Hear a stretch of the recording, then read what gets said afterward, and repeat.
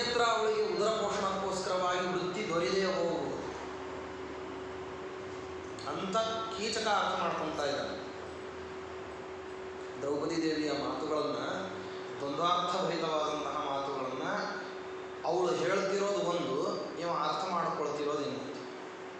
ಅವಳೇನು ಹೇಳ್ತಿದ್ದಾಳೆ, ಇದರಿಂದ ಮಹಾನ್ ಅನರ್ಥ ಆಗ್ತದೆ ಅಂದರೆ ಯಾವ ಕ್ರಮದ ಅನರ್ಥ ಆಗ್ತದೆ ಅಂದರೆ ತಕ್ಷಣದಲ್ಲಿ ನೀನು ಸಾಯೋದರ ನಿಮಿತ್ತದಿಂದಾಗಿ ಅನರ್ಥ ಏನಾಗ್ತದೆ ಅಂದರೆ ಇಲ್ಲಿಯೇನೇ ಅಜ್ಞಾತವಾಸ ಅಂತ ಅನ್ನೋದು ಹಾಳಾಗಿ ಹೋಗ್ತದೆ ಅನ್ನೋದು ಅನರ್ಥ.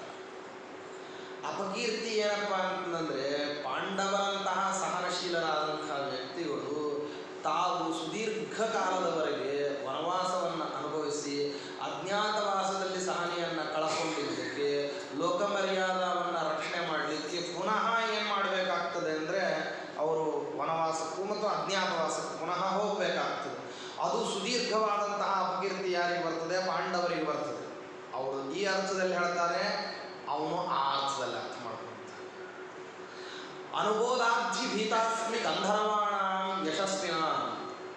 ಗಂಧರ್ವರುಗಳಿಗೆ ಈ ವಿಷಯ ಗೊತ್ತಾಗಿ ಬಿಡ್ತು ಅಂತಂದರೆ ಭಯ ಆಗ್ತದೆ ಅಂತ ಹೇಳ್ತಾಳೆ. ಗಂಧರ್ವರಿಗೆ ಈ ವಿಷಯ ಗೊತ್ತಾದರೆ ಅಂತ ಭಯಪಡ್ತೀನಿ ಅನ್ನೋದಕ್ಕೆ ಏನರ್ಥ ಅಂತಂದರೆ ಅವನೇನು ಅಂದ್ಕೊಂಡ ಅಂದರೆ ತನ್ನ ಪತಿಯರಿಂದ ಮುಚ್ಚಿಟ್ಟು ವಿಷಯವನ್ನು ನನ್ನೊಂದಿಗೆ ಏಕಾಂತದಲ್ಲಿ ಸಹವಾಸವನ್ನು ಮಾಡಲಿಕ್ಕೆ ಬರ್ತಿದ್ದಾಳೆ ಅಂತ ಅನ್ನೋದು ಕೀಚಕ ಮೇಲ್ನೋಟದಲ್ಲಿ ಅನ್ಕೊತಾ ಇದ್ದಾನೆ. ಅವನೇನು ಅಂದ್ಕೊಂಡ ಅಂತಂದರೆ ಗಂಡಂದ್ರಿಗೆ ಗೊತ್ತಾದರೆ ಈ ವ್ಯಭಿಚಾರದ ಕಾರ್ಯಕ್ರಮ ಅಂತ ಅನ್ನೋದು ಕಠಿಣ ಆಗ್ತದೆ ಅಂತ ಅನ್ನೋದು ಕೀಚಕನ ಅಭಿಪ್ರಾಯ. ಅನುಬೋಧಾರ್ಥಿ ಭೀತಾಸ್ಮಿ ಗಂಧರ್ವಾಣಾಂ ಯಶಸ್ವಿನಾಂ ಅಂದರೆ ಇಲ್ಲಿ ಈಗ ನಾನು ಬಂದು ಮಾತಾಡ್ತಿರೋದು ಭೀಮಸೇನ ದೇವರ ಅಭಿಪ್ರಾಯಕ್ಕನುಸಾರವಾಗಿ.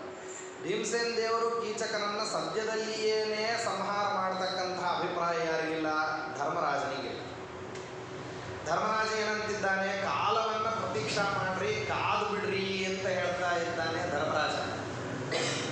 ಧರ್ಮರಾಜನಿಗೆ ಈ ಅಭಿಪ್ರಾಯ ತಕ್ಷಣದಲ್ಲಿ ಕೀಚಕನನ್ನು ಸಂಹಾರ ಮಾಡತಕ್ಕಂತಹ ಅಭಿಪ್ರಾಯ ಇದ್ದು ಬಿಟ್ರೆ ಆಗ ಧರ್ಮರಾಜನ ಸಮಕ್ಷಮದಲ್ಲಿಯೇನೇ ಈ ವಿಷಯವನ್ನು ಭೀಮಸೇನ ದೇವರಿಗೆ ಪ್ರಸ್ತಾಪ ಮಾಡಬಹುದಿತ್ತು. ಅಥವಾ ಧರ್ಮರಾಜನ ಹತ್ತಿರದಲ್ಲಿ ಈ ವಿಷಯವನ್ನು ಹೇಳಿ ಧರ್ಮರಾಜ ಆನಂತರದಲ್ಲಿ ಭೀಮಸೇನ ದೇವರ ಹತ್ರ ಹೇಳುವಂತನ್ನೋದನ್ನು ಹೇಳಿದಾಗ ಆನಂತರದಲ್ಲಿ ಭೀಮಸೇನ ದೇವರ ಹತ್ರ ಹೇಳಿ ಸಂಹಾರ ಮಾಡಿಸ್ತಕ್ಕಂತಹ ಪ್ರಕ್ರಿಯೆಗೆ ದ್ರೌಪದಿ ದೇವಿ ಬಂದಿಲ್ಲ. ದ್ರೌಪದಿ ದೇವಿ ನೇರವಾಗಿ ಈ ವಿಷಯವಾದ ಪ್ರಸ್ತಾಪವನ್ನು, ಕೀಚಕನ ಸಂಹಾರದ ಪ್ರಸ್ತಾಪವನ್ನು, ತನ್ನ ಮನೋ ಅಭಿಲಾಷೆಯನ್ನು ಈಡೇರಿಸಿಕೊಳ್ಳಿಕ್ಕೆ ಧರ್ಮರಾಜನನ್ನು ಬಿಟ್ಟು ಭೀಮಸೇನ ದೇವರನ್ನ ಆಶ್ರಯಣ ಮಾಡಿದ್ದಾಳೆ. ಅಂದಮೇಲೆ ಅನುಬೋಧಾರ್ಥಿ ಭೀತಾಸ್ಮಿ ಗಂಧರ್ವಾಣ ಯಶಸ್ವಿನ. ಯಶಸ್ವಿಗಳಾಗಿರ್ತಕ್ಕಂತಹ ಗಂಧರ್ವರುಗಳು ಏನಿದ್ದಾರಲ್ಲ ಅವ್ರಿಗೆ ಇದು ತಿಳಿದ್ರೆ ವಾಸ್ತವದಲ್ಲಿ ಅವ ಯಶಸ್ವಿನೇ. ಯಾರು? ಧರ್ಮರಾಜ. ಅವನಿಗೆ ಇದು ಗೊತ್ತಾದರೆ ಏನಾಗ್ತದೆ ಅಂತಂದರೆ ಎಲ್ಲಿ ಅಜ್ಞಾತವಾಸದ ಭಂಗ ಅಂತ ಅನ್ನೋದು ಬಂದು ಬಿಡ್ತದೋ ಅಂತ ಹೇಳಿ ಅವನೇನು ಮಾಡ್ತಾನೆ, ಪುನಃ ದ್ರೌಪದಿ ದೇವಿಗೆ ಈ ವಿಷಯದಲ್ಲಿ ಏನು ಮಾಡ್ತಾನೆ, ತಾನು ಅಂಕುಶವನ್ನು ಹಾಕಲಿಕ್ಕೆ ಪ್ರಯತ್ನವನ್ನು ಮಾಡ್ತಾನೆ. ಅಂದಮೇಲೆ ಆಗ ಕೀಚಕ ಸಾಯೋದಿಲ್ಲ, ನನ್ನ ಕೆಲಸ ಕೆಡ್ತದೆ, ಆ ಕೆಲಸ ಕೆಡ್ತಕ್ಕಂತಹ ಭಯ ಇದೆ ಅಂತ ಅಭಿಪ್ರಾಯ. ಅನುಬೋಧಾರ್ಥಿ ಭೀತಾಸ್ಮಿ ಗಂಧರ್ವಾಣಾಂ ಯಶಸ್ವಿನಾಂ ಅಂತ ಹೇಳಿ ಅವಳ ಆಂತರ್ಯದಲ್ಲಿ ಏನಿದೆ ಅಂತಂದರೆ ನಾನು ಭೀಮಸೇನ ದೇವರಿಂದ ಮಾಡಿಸ್ತಕ್ಕಂತಹ ಕರ್ಮ ಅಂತ ಅನ್ನೋದು ಧರ್ಮರಾಜನಿಗೆ ಗೊತ್ತಾಗಬಾರದು ಅನ್ನೋದು. ಕೀಚಕನ ಸಾವಿನ ಪರ್ಯಂತರವಾಗಿ ಕೀಚಕ ಹೇಗೆ ಸತ್ತ, ಉಪಕೀಚಕರು ಹೇಗೆ ಸತ್ತರು ಅಂತನ್ನುವಂತಹ ವಿಷಯ ಅದು ಧರ್ಮರಾಜನಿಗೆ ಸತ್ತ ಮೇಲೆ ಗೊತ್ತಾಗಬೇಕೇ ಹೊರತಾಗಿ ಸಾಯೋಕ್ಕಿಂತ ಮುಂಚೆ ಗೊತ್ತಾಗಬಾರದು. ಕೆಲವಾರು ಸರ್ತೆ ಕೆಲವು ಕಾರ್ಯಗಳು ನಡೆದ ನಂತರದಲ್ಲಿ ಎಲ್ಲರೂ ಸುಮ್ಮನಾಗ್ಬಿಡ್ತಾರೆ, ಓ ಆಗ್ಬಿಟ್ಟಿದೆಯಲ್ಲ ಇನ್ನೇನು ಮಾತಾಡ್ಲಿಕ್ಕೆ ಬರ್ತದೆ ಬಿಡು ಅಂತ ಹೇಳಿ ಸುಮ್ಮನಾಗ್ಬಿಡ್ತಾರೆ. ಅಂದರೆ ಕೆಲಸ ಆಗೋಗಿದೆ ಅನ್ನೋ ಕಾರಣಕ್ಕೇನೆ ಮಾತುಗಳನ್ನು ತಮ್ಮ ಅಭಿಪ್ರಾಯವನ್ನು ಬದಲಾವಣೆ ಮಾಡಿಕೊಳ್ಳೋರು ಅಂತನ್ನೋರು ಇರ್ತಾರೆ. ಅದು ಧರ್ಮವೋ ಅಧರ್ಮವೋ ಅನ್ನುವಂತಹ ವಿವೇಕವನ್ನು ಕೆಲವರೆಲ್ಲ ಮಾಡಿಕೊಳ್ಳೋದಿಲ್ಲ. ಕೆಲಸ ಆಗಿಬಿಟ್ಟಿದೆ, ಅದು ಧರ್ಮನೋ ಅಧರ್ಮನೋ, ಅದು ಕಾರ್ಯನೋ ಅದು ಅಕಾರ್ಯನೋ, ಮಾಡಬೇಕಾದದ್ದು ಮಾಡಬಾರ್ದದ್ದು ಅದೆಲ್ಲ ಒತ್ತಟ್ಟಿಗಿರಲಿರಿ, ಹೋಗಿದೆ ಇನ್ನೇನು ಮಾಡ್ತೀವಿ ಅಂತ ಹೇಳಿ ಏನು ಮಾಡ್ತಾರೆ ಅಂದರೆ ಅದನ್ನು ಒಪ್ಕೊಳ್ಳೋಂತಹ ವರ್ಗದವರು ಇರ್ತಾರೆ. ಅವರಿಗೆ ಅದು ಕಾರ್ಯ ಅದನ್ನು ಅವಶ್ಯವಾಗಿ ಮಾಡಬೇಕಾಗಿತ್ತು, ಅದನ್ನು ಮಾಡದೇ ಇದ್ದರೆ ತಪ್ಪಿ ಹೋಗ್ತಿತ್ತು, ಅನರ್ಥ ಆಗ್ತಿತ್ತು, ಮಾಡಿದ್ದು ಒಳ್ಳೆಯದಾಯಿತು ಅಂತ ಅನ್ನೋ ಕಾರಣಕ್ಕೆ ಅವರು ಒಪ್ಕೊಳ್ಳೋರು ಇರೋದಿಲ್ಲ. ಅದಕ್ಕೇ ಬೇರೆ ಎಲ್ಲ ಸಿದ್ಧಾಂತಗಳಕ್ಕಿಂತಲೂ ಮಧ್ವ ಸಿದ್ಧಾಂತದಲ್ಲಿರುವಂಥ ನೀವು ಏನೇನು ಮಾನಸಿ ಭಾವನಾವನ್ನು ಮಾಡ್ಕೊಂತೀರಿ ಆ ಮಾನಸಿ ಭಾವನಾಕ್ಕನುಸಾರವಾಗಿ ಒಂದು ಪುಣ್ಯ ಇಲ್ಲ ಪಾಪ ಅನುಕ್ಷಣ ನಿಮ್ಗೆ ಬರುತ್ತೆ. ಯಾರೋ ಒಬ್ಬರು ತಮ್ಮ ಮನೆಯಲ್ಲಿ ಊಟಕ್ಕೆ ಕೂತಿರ್ತಾರೆ, ಬ್ರಾಹ್ಮಣರು ಊಟ ಮಾಡ್ತಾ ಇರ್ತಾರೆ, ಯಥೇಚ್ಛ ಅಡುಗೆ ಮಾಡ್ಕೊಂಡಿರ್ತಾರೆ, 4-6 ಭಕ್ಷ್ಯಗಳು ಹೆಂಗೆ ಈ ವ್ರತದಲ್ಲಿಯೂ ಕೂಡ ಯಥೇಚ್ಛವಾಗಿ ಮಾಡ್ಕೊಂಡು ಊಟಕ್ಕೆ ಕೂತಿರ್ತಾರೆ, ಊಟ ಮಾಡ್ತಾ ಇರ್ತಾರೆ. ಆಕಸ್ಮಿಕವಾಗಿ ನೀವು ಹೋಗ್ತೀವಿ, ಏನೇನು ಮಾಡ್ಬೋದು, ಅದಕ್ಕೇನು ಮಾತಾಡ್ಬೋದು, ನಾನಾ ರೀತಿಯಲ್ಲಿ ಮಾತಾಡ್ಬೋದು. ನೋಡಿದ್ಯಾ, ಒಬ್ರಿಗೆ ಇಷ್ಟು ಅಡುಗೆ ಬೇಕೇನು, ಯಾಕೆ ಮಾಡ್ಕೋಬೇಕು ಇವರು? ಒಳ್ಳೆ ಭಕ್ತಾ ಪುರುಷರಿಗೆ ಚೆನ್ನಾಗಿ ಅಡುಗೆ ಮಾಡ್ಕೊಂಡಿದ್ರು, ಚೆನ್ನಾಗಿ ಊಟ ಮಾಡ್ತಾಯಿದ್ರು, ಹೆಂಡತಿನೂ ಚೆನ್ನಾಗಿ ಬಡಿಸ್ತಾ ಇದ್ಲು, ಅವರು ಒಳ್ಳೆ ಊಟ ಮಾಡ್ತಾಯಿದ್ರು, ಸುಗ್ರಾಸವಾಗಿರ್ತಕ್ಕಂಥ ಭೋಜನ ನೋಡಲಿಕ್ಕೆ ಆನಂದ ಅನ್ನಿಸ್ತಾ ಇತ್ತು. ಮಾನಸಿ ಭಾವನೆ ಹೇಗೆ ಬೇಕಾದರೂ ಮಾಡ್ಕೊಳ್ಬೋದು. ಒಬ್ಬರಿಗೆ ಅಷ್ಟಡಿಗೆನ ಆ ರೀತಿ ಮಾಡ್ಕೊಂಡು ತಿನ್ನೋದ ಸ್ವಯಂ ಪಾಕ ಅಂತ ನೋಡಿದ್ರೆ ಹೊರಗೆ ತಿನ್ನೋದಿಲ್ಲ ಅನ್ನೋ ಕಾರಣಕ್ಕೆ ಈ ಪಾಟಿ ತಿನ್ನೋದೇನ್ರಿ?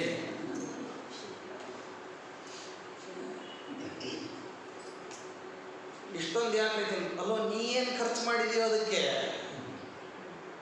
ನಿಂದೇನು ದಂಡ ಆಗಿದೆ, ಅದಕ್ಕೆ ಏನೇನಿಲ್ಲ. ಪಾಪ ಅವನ ಮನೆ ಅಡುಗೆ, ಅವನ ತುಪ್ಪ, ಅವನ ಮಂಡಿಗೆ ಮಾಡ್ಕೊಂಡು ತಿಂದ, ನೀನು ಯಾಕೆ ಸಂಕಟ ಪಡ್ತೀಯೋ? ಹಂಗಲ್ಲ. ನನಗೆ ಅನಿಸಿದ್ದೇನು ಅಂದರೆ, ಅವನು ನೋಡಿದ್ರೆ ಸಂಕಟ ಆಗ್ತದ್ರಿ, ಆ ರೀತಿ ಅಡುಗೆ ಮಾಡ್ಕೊಂಡು ತಿಂದ್ರಿ ಏನ್ರಿ ಗತಿ? ಯಾಕೆ? ಪ್ರಸಂಗ ಸಮಾನವಾದಂಥದ್ದು. ಏನಾಚರೆ ಊಟಕ್ಕೆ ಕೂತಿದ್ದೀರಿ, ಭಾಳ ಸಂತೋಷ, ನಮಗಂತೂ ಮಾಡಿ ಹಾಕಲಿಕ್ಕೆ ಚೈತನ್ಯ ಇಲ್ಲ, ನಿಮ್ಮ ಅಡುಗೆ ನೀವು ಮಾಡ್ಕೊಂಡು ಊಟ ಮಾಡ್ತಾ ಇದ್ದೀರಿ, ದೇವರು ತೃಪ್ತನಾಗಲಿ. ಎಷ್ಟು ಅದ್ಭುತವಾಗಿರ್ತಕ್ಕಂಥದ್ದು ಬ್ರಾಹ್ಮಣ ಭೋಜನ ಅಂತ ಅನ್ನೋದು. ಅನೇಕ ವಿಧವಾದಂತಹ ಪುಣ್ಯ ಸಂಪಾದನೆ ಕಾರಣ.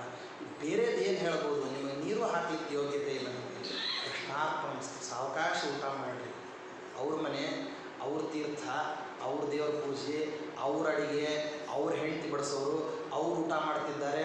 ಪುಣ್ಯ ಸಂಪಾದನೆ ಮಾಡ್ಕೊಳ್ಳಿಕ್ಕೆ ನಿಮಗೆ ಇದೊಂದು ಹಾಗೆ ಏನಂದರೆ, ನಾವು ಬಂದಿದ್ವಿ ಕೃಷ್ಣಾರ್ಪಣ, ಕೂತ್ಕೊಳ್ರಿ, ನಿಧಾನವಾಗಿ ಊಟ ಮಾಡಿ, ನಾವು ಒಂದು ಸ್ವಲ್ಪ ಹೊತ್ತು ಕಾಯ್ತೀವಿ, ಏನೂ ನಷ್ಟ ಇಲ್ಲ ಅದರಲ್ಲಿ. ಈ ಒಳ್ಳೆಯ ಭಾವನಾ ತೋರಿಸಿದ್ದಕ್ಕೋಸ್ಕರವಾಗಿ ದೇವರು ಅಗಣಿತವಾದಂತಹ ಪುಣ್ಯವನ್ನು ಕೊಡ್ತಾರೆ. ನೋಡಿ, ನೀವು ಕರ್ಬೋದನ್ನು ಬಿಟ್ಟರೆ ಸಾಕು, ಪುಣ್ಯ ಬರುತ್ತೆ. ಅವನ ತುಪ್ಪ ಅವನು ಖರ್ಚು ಮಾಡ್ಕೊಂಡು ತಿಂದಿದ್ದಕ್ಕೆ ನೀವು ಕರ್ಬಿದ್ರೆ ಅದಕ್ಕೆ ಪಾಪವೂ ನಿಮಗೆ ಬರುತ್ತೆ. ಪ್ರಸಂಗವೊಂದರಲ್ಲಿ ನಾನಾ ರೀತಿಯಾಗಿರತಕ್ಕಂತಹ ಭಾವನಾ ವಿಶೇಷಗಳಿದ್ದಾರೆ. ಯಾರೋ ಎಲ್ಲೋ ಯಾವುದೋ ಸತ್ಕರ್ಮಗಳನ್ನು ಮಾಡ್ತಿದ್ದಾರೆ ಅಂತಂದರೆ ಈ ರೀತಿಯೂ ಯೋಚನೆ ಮಾಡ್ಬೋದು. ಇಷ್ಟೊಂದು ಸತ್ಕರ್ಮ ಮಾಡ್ತಿದ್ದಾರೆ ಅಂದರೆ ದುಡ್ಡು ಬೇಕಾದಷ್ಟು ಬಂದಿರೋದು, ಯಥೇಚ್ಛರವಾಗಿರ್ಬೇಕು ಅನಿಸ್ತದೆ. ಅದಕ್ಕೇ ಈ ಅಧಿಕ ಮಾಸ, ಹಾಡು, ಹಸಿ, ಇನ್ನೊಂದು ಮತ್ತೊಂದು ಈ ರೀತಿ ಬೀದಿ ತಿರುಗ್ತಾ ಇದ್ದಾರೆ ಅಂದರೆ ಯಥೇಚ್ಛ ದುಡ್ಡು ಇರಬೇಕು ರೀ. ಮನ್ಯಾಗ ಮಾಡ್ಲಿಕ್ಕೆ ಕೆಲಸ ಇಲ್ಲೇ ಇರಬೇಕು. ಅವ್ರ ಪಾಡಿಗೆ ಅವ್ರು ಹಾಡು ಹೇಳ್ತಿರ್ತಾರೆ, ಮಾಡ್ಲಿಕ್ಕೆ ಕೆಲಸ ಇಲ್ಲ ಅದಕ್ಕೋಸ್ಕರ ಇವ್ರು ಹಾಡು ಹೇಳ್ತಿದ್ದಾರೆ ಅಂತಂದ್ರೆ ಸಾಕು, ಬೇಕಾದಷ್ಟು ಪಾಪ ಸಂಪಾದನೆ. ಒಳ್ಳೆ ಕೆಲಸನೇ ಎಂಥಾದ್ರಿ, ಹರಿನಾಮ ಸ್ಮರಣೆ, ದಿನನಿತ್ಯ 33 ಹಾಡು, ಏನು ಅದ್ಭುತವಾಗಿ ಹೇಳ್ತಾರೆ. ಸುಶ್ರಾವ್ಯವಾಗಿರತಕ್ಕಂತಹ ಸಂಗೀತ, ಹರಿಭಜನೆ ಮನಸ್ಸಿಗೆ ಒಂದು ಒಂದು ವಿಧವಾಗಿರ್ತಕ್ಕಂತಹ ಆತ್ಯಂತಿಕವಾದ ನೆಮ್ಮದಿಯನ್ನು ಕೊಡ್ತದೆ. ಅಷ್ಟು ರೀತಿಯಿಂದ ಕೂತ್ಕೊಂಡು ಹೇಳ್ತಾ ಇರೋದ್ರಿಂದಾಗಿ ಆ ಪ್ರಾಂತ್ಯಕ್ಕೇ ಒಂದು ಕ್ರಮದ ಕಳೆ ಬರ್ತದೆ. ಇದನ್ನು ಹೇಳ್ಬೋದು. ಮಾನಸಿಕ ಭಾವನೆ ಅಂತ ಅನ್ನೋದು ಯಾರ ನಿಯಂತ್ರಣದಲ್ಲೂ ಇಲ್ಲ. ಅವನವನು ಯಾವ ರೀತಿಯಲ್ಲಿ ಭಾವನೆಯನ್ನು ಹೇಳ್ತಾನೋ ಪ್ರಸಂಗ ಒಂದಕ್ಕೆ ಆ ರೀತಿ ಪ್ರತಿಕ್ರಿಯೆಯನ್ನು ಕೊಡ್ತಾನೆ. ಅದು ಧರ್ಮದ ಪ್ರಸಂಗ ಇರ್ಬೋದು, ಅದು ಅಧರ್ಮದ ಪ್ರಸಂಗ ಇರ್ಬೋದು. ಯಾವ ರೀತಿ ಪ್ರಸಂಗ ಇರ್ತದೋ ಆ ರೀತಿಯಲ್ಲಿ. ಹಾಗೆ ಧರ್ಮರಾಜ ಇಲ್ಲಿ ವಾಸ್ತವದಲ್ಲಿ ಕೀಚಕನ ಸಂಹಾರವನ್ನು ಅಪೇಕ್ಷೆ ಪಡೋದಾದರೂ ಕೂಡ ಅದಕ್ಕೆ ಆದ್ಯತೆಯನ್ನು ಕೊಡಲಿಕ್ಕೆ ಸಿದ್ಧನಿಲ್ಲ. ದ್ರೌಪದಿ ದೇವಿ ಅದರ ಆದ್ಯತೆಯನ್ನು ಪರಿತ್ಯಾಗ ಮಾಡಲಿಕ್ಕೆ ಸಿದ್ಧಳಿಲ್ಲ. ಅವಳು ಮೊದಲೇ ಅದನ್ನು ತನ್ನ ವಾಕ್ಯಾಂಶದಲ್ಲಿ ಸ್ಪಷ್ಟವಾಗಿ ಮಂಡಿಸಿದ್ದಾಳೆ. ನಾನೊಂದು ವೇಳೆ ಮರಣಿಸಿದ ಸಂದರ್ಭದಲ್ಲಿ ಧರ್ಮಾಭಾವೋ ಭವಿಷ್ಯತಿ, ನಿಮ್ಮ ಧರ್ಮ ಅನ್ನೋದು ನಷ್ಟ ಆಗೋಗ್ಬಿಡ್ತದೆ. ನಿಮಗೆ ಸಂಪೂರ್ಣವಾಗಿರ್ತಕ್ಕಂತಹ ಧರ್ಮನಾಶದ ಪ್ರಯುಕ್ತವಾಗಿ ಭಾರ್ಯಾಯಾಂ ರಕ್ಷಮಾಣಾಯಾಂ ಪ್ರಜಾಭವತಿ ರಕ್ಷತಾ ಪ್ರಜಾಯಾಂ ರಕ್ಷಮಾಣಾಯಾಂ ಆತ್ಮ ಭವತಿ ರಕ್ಷತಃ ಸಮಯಂ ರಕ್ಷಮಾಣಾನಾಂ ದಾರಾಭಾವೋ ಭವಿಷ್ಯತಿ.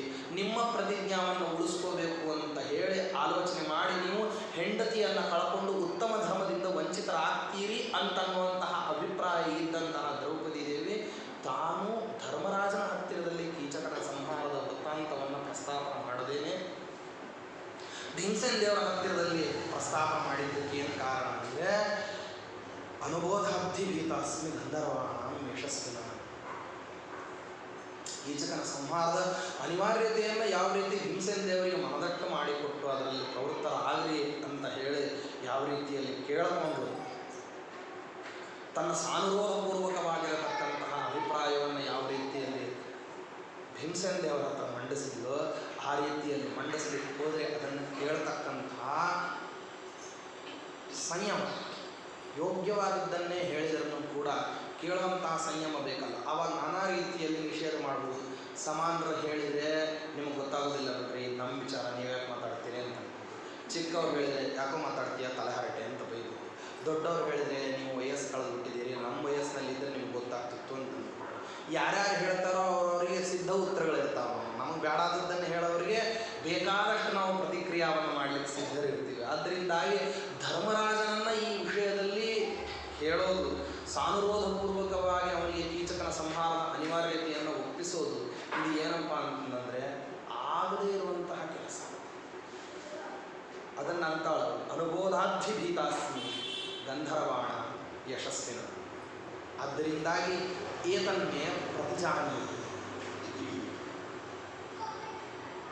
ಇದನ್ನು ನನಗೆ ಪ್ರತಿಜ್ಞಾ ಮಾಡು. ಯಾವುದನ್ನು ಪ್ರತಿಜ್ಞಾ ಮಾಡು? ಬೇರೆಯವರಿಗೆ ಪರರಿಗೆ ಈ ವಿಷಯ ಪರಿಚಯ ಆಗದೇ ಇರೋದನ್ನು ನೋಡ್ಕೊಳ್ತೀನಿ ಅಂತ ನನ್ನ ಹತ್ರ ಪ್ರತಿಜ್ಞಾ ಮಾಡು. ಪ್ರತಿಜ್ಞೆಗೆ ಅನುಸಾರವಾಗಿ ನೀನು ನಡಕು ಅಂತ ಕೀಚಕನಿಗೆ ಏನು ಮಾಡ್ತಿದ್ದಾಳೆ, ಮತ್ತು ಪ್ರಲೋಭನೆಯನ್ನು ಒಡ್ಡುತ್ತಾ ಇದ್ದಾಳೆ. ಕೀಚಕ ಮಾತಾಡಿದರೆ ಸಾಕಾಗಿದೆ ಅಂತ ಹೇಳಿ ಕುತೂಹಲದಿಂದ ಕಾಯ್ತಾ ಇದ್ದ. ಅಷ್ಟು ನಿರೀಕ್ಷೆಯಲ್ಲಿದ್ದ ಕೀಚಕ. ಅದಕ್ಕೋಸ್ಕರವಾಗಿ ಅವಳು ಹೇಳ್ತಿರೋ ಹಾಗೆ ಅಂತಾನೆ, ಏವಮೇತತ್ ಕರಿಷ್ಯಾಮಿ ಯಥಾ ಸುಶ್ರೋಣಿ ಭಾಷಸೆ ಏಕೋಹಂ ಆಗಮಿಷ್ಯಾಮಿ ಶೂನ್ಯಂ ಆವಸಂತ. ಅವಶ್ಯವಾಗಿ ನಾನು ನೀ ಹೇಳ್ದ ಹಾಗೆ ಕೇಳ್ತೀನಿ. ನೀನು ಹೇಳ್ತಕ್ಕಂಥ ಶೂನ್ಯವಾಗಿರತಕ್ಕಂಥ ನಿರ್ಜನವಾದಂತಹ ನಿನ್ನ ಪ್ರದೇಶಕ್ಕೆ ನಾನು ಬರ್ತೀನಿ. ನನಗೆ ಅತ್ಯಂತ ಅಪೇಕ್ಷೆ ಇರೋದರಿಂದಾಗಿ ನಿನ್ನ ವಿಷಯದಲ್ಲಿ ಗಂಧರ್ವರು ಸೂರ್ಯ ಸದೃಶವಾದಂತಹ ಪ್ರಕಾಶ ಇದ್ದವರು ಇರಬಹುದು, ಆದರೆ ಅವ್ರಿಗೆ ಗೊತ್ತಾಗದೆ ಇರೋದು ಬರ್ತೀನಿ ಅಂತ. ಸೂರ್ಯ ಜಗತ್ತನ್ನಿಡೀ ಪ್ರಕಾಶಪಡಿಸ್ತಾನೆ. ಅಂದರೆ ಪ್ರತಿಯೊಂದು ಪದಾರ್ಥದ ತಿಳುವಳಿಕೆ ನಮಗೆ ಬರಬೇಕಾದ್ರೆ ಸ್ಫುಟವಾಗಿ ಜಗತ್ತಿನಲ್ಲಿರುವಂತಹ ಪದಾರ್ಥಗಳ ಜ್ಞಾನ ನಮಗೆ ಬರಬೇಕಾದ್ರೆ ಸೂರ್ಯಪ್ರಕಾಶ ಬಹಳ ಅವಶ್ಯಕ. ಯಾಕೆಂದರೆ ಯಾವ್ಯಾವ ಪದಾರ್ಥ ಯಾವ್ಯಾವ ರೀತಿ ಇದೆ ಅಂತ ಹೇಳಿ ರಾತ್ರಿಕಾಲದ ದೀಪಗಳಿಂದ ಅಷ್ಟು ಸ್ಪಷ್ಟವಾಗಿ ಗೊತ್ತಾಗೋದಿಲ್ಲ. ಯಾಕೆಂದರೆ ನಾವು ದೀಪ ಭಾಳ ಹೆಚ್ಚು ಬಿಟ್ಟುಬಿಟ್ರೆ ಒಂದು ರೀತಿ ಕಾಣಿಸ್ತದೆ, ದೀಪ ಕಡಿಮೆ ಬಿಟ್ಟುಬಿಟ್ರೆ ಬಣ್ಣಗಳಲ್ಲಿ ವ್ಯತ್ಯಾಸವಾಗಿ ಕಾಣಿಸ್ತದೆ. ಅತಿಯಾದ ಹೆಚ್ಚಿನ ಬಣ್ಣಗಳನ್ನು ಏನು ಮಾಡ್ತಾರೆ ಅಂದರೆ ವಿನಿಯೋಗ ಮಾಡಿ ಅತ್ಯಂತ ಕಳಪೆ ಪದಾರ್ಥನೂ ಕೂಡ ತುಂಬ ಚೆನ್ನಾಗಿ ಕಾಣುವಂತೆ ಮಾಡಿದರೆ ವ್ಯಾಪಾರ ಅಂತ ಅನ್ನೋದಲ್ಲ. ವ್ಯಾಪಾರಸ್ಥರೆಲ್ಲ ಬಹಳ ಚಿತ್ತಾಕರ್ಷಕವಾದಂತಹ ಬೆಳಕನ್ನು ಯಾಕೆ ಬಳಸ್ತಾರೆ ಅಂತಂದರೆ ಆ ಬೆಳಕನ್ನು ಬಳಸೋದರ ನಿಮಿತ್ತವಾಗಿಯೇ ಗ್ರಾಹಕರನ್ನು ಸೆಳೆಯಬಹುದೇ ಹೊರತಾಗಿ ಪದಾರ್ಥ ಅಷ್ಟು ಗುಣಮಟ್ಟದ್ದಿದೆ ಅಂತ ಆಗಿರುವುದಿಲ್ಲ. ಆದರೆ ಸೂರ್ಯಪ್ರಕಾಶದಲ್ಲಿ ಏನಾಗಿಬಿಡುತ್ತದೆ ಅಂದರೆ ಇದೆಲ್ಲವೂ ವ್ಯತ್ಯಾಸ ಆಗುತ್ತೆ. ಸೂರ್ಯಪ್ರಕಾಶದಲ್ಲಿ ಯಾವ ಪದಾರ್ಥ ಹೇಗಿದೆಯೋ ಪದಾರ್ಥ ಅದೇ ರೀತಿಯಲ್ಲಿ ನಮಗೆ ತೋರ್ತದೆ. ಯಾಕೆಂದರೆ ಅಲ್ಲಿ ಪ್ರಕಾಶ ವ್ಯತ್ಯಾಸ ಆಗತಕ್ಕಂಥದ್ದು, ಯಾರಿಗಾದರೂ ಪ್ರಕಾಶವನ್ನು ವ್ಯತ್ಯಾಸ ಮಾಡಲಿಕ್ಕೆ ಅವಕಾಶಗಳು ಅನ್ನೋದು ಇರೋದಿಲ್ಲ. ಹಾಗೆ ಸೂರ್ಯ ಸದೃಶರಾಗಿರ್ತಕ್ಕಂತಹ ಪ್ರಕಾಶ ಇರುವಂತಹ ಗಂಧರ್ವರಿಗೂ ಕೂಡ ಜ್ಞಾನ ಆಗದೇ ಇರೋ ಹಾಗೆ ಅದು ಸಾಧ್ಯವೇ? ನೋಡ್ರಿ, ಕೀಚಕ ಏನು ಮಾತಾಡ್ತಿದ್ದಾನೆ ಅಂದರೆ ಸೂರ್ಯನಿಗೇ ಗೊತ್ತಿಲ್ಲದೆ ಇರೋ ಹಾಗೆ ಸೂರ್ಯಪ್ರಕಾಶದಲ್ಲಿ ನಾನೇನು ಮಾಡ್ತೀನಿ, ತಪ್ಪು ಮಾಡಿ ನಾನು ಗೊತ್ತಾಗದೇ ಇರೋ ಹಾಗೆ ಇರ್ತೀನಿ. ಸೂರ್ಯಪ್ರಕಾಶದಲ್ಲಿ, ಬೇರೆ ಪ್ರಕಾಶದಲ್ಲಾದರೆ ಮುಚ್ಚಿಕೊಳ್ಳಿಕ್ಕೆ, ಕತ್ತಲೆಯನ್ನು ಮಾಡಿಕೊಳ್ಳಿಕ್ಕೆ, ತಪ್ಪು ಮಾಡಲಿಕ್ಕೆ ಅವಕಾಶ ಆಗ್ತದೆ. ಸೂರ್ಯಪ್ರಕಾಶದಲ್ಲಿ ತಪ್ಪನ್ನು ಮಾಡ್ತೀನಿ ಅಂತ ಹೇಳಿ ಏನು ಮಾಡ್ತಾ ಇದ್ದಾನೆ, ನಾನು ಮಾತಾಡ್ತಾ ಇದ್ದಾನೆ. ಅದಕ್ಕಂತ ಯದಿದಂ ನರ್ತನಾಗಾರಂ ಇವಳು ಹೇಳ್ತಾರೆ, ಯದಿದಂ ನರ್ತನಾಗಾರಂ ಮತ್ಸ್ಯರಾಜೇನ ಕಾರಿಕಂ ದಿವಾತು ಕನ್ಯಾ ನೃತ್ಯಂತಿ ರಾತ್ರವು ಯಾಂತಿ ಸ್ವಕಂ ಗ್ರಹಂ. ಇಲ್ಲೇನು ವಿರಾಟ್ ರಾಜ ತಾನು ನರ್ತನ ಮಂದಿರವನ್ನು ನಿರ್ಮಾಣ ಮಾಡಿದ್ದಾನೆ. ಅಲ್ಲಿ ಹಗಲಿನಲ್ಲಿ ಕನ್ಯಾ ವ್ಯಕ್ತಿಗಳು ಬಂದು ನರ್ತನಾಭ್ಯಾಸ ಮಾಡುವಂಥ ಅನ್ನುವಂಥವ್ರು ಬರ್ತಾರೆ. ಬಂದು ಸಾಯಂಕಾಲದವರೆಗೆ ನರ್ತನಾಭ್ಯಾಸವನ್ನು ಮಾಡಿ ರಾತ್ರಿ ಕಾಲಕ್ಕೆ ಅಲ್ಲಿಂದ ಹೊರಟು ಹೋಗ್ತಾರೆ. ರಾತ್ರಿ ಅತ್ಯಂತ ನಿರ್ಮಾನುಷವಾದಂತಹ ಪ್ರದೇಶ ಅಲ್ಲಿ ಬರೋದು.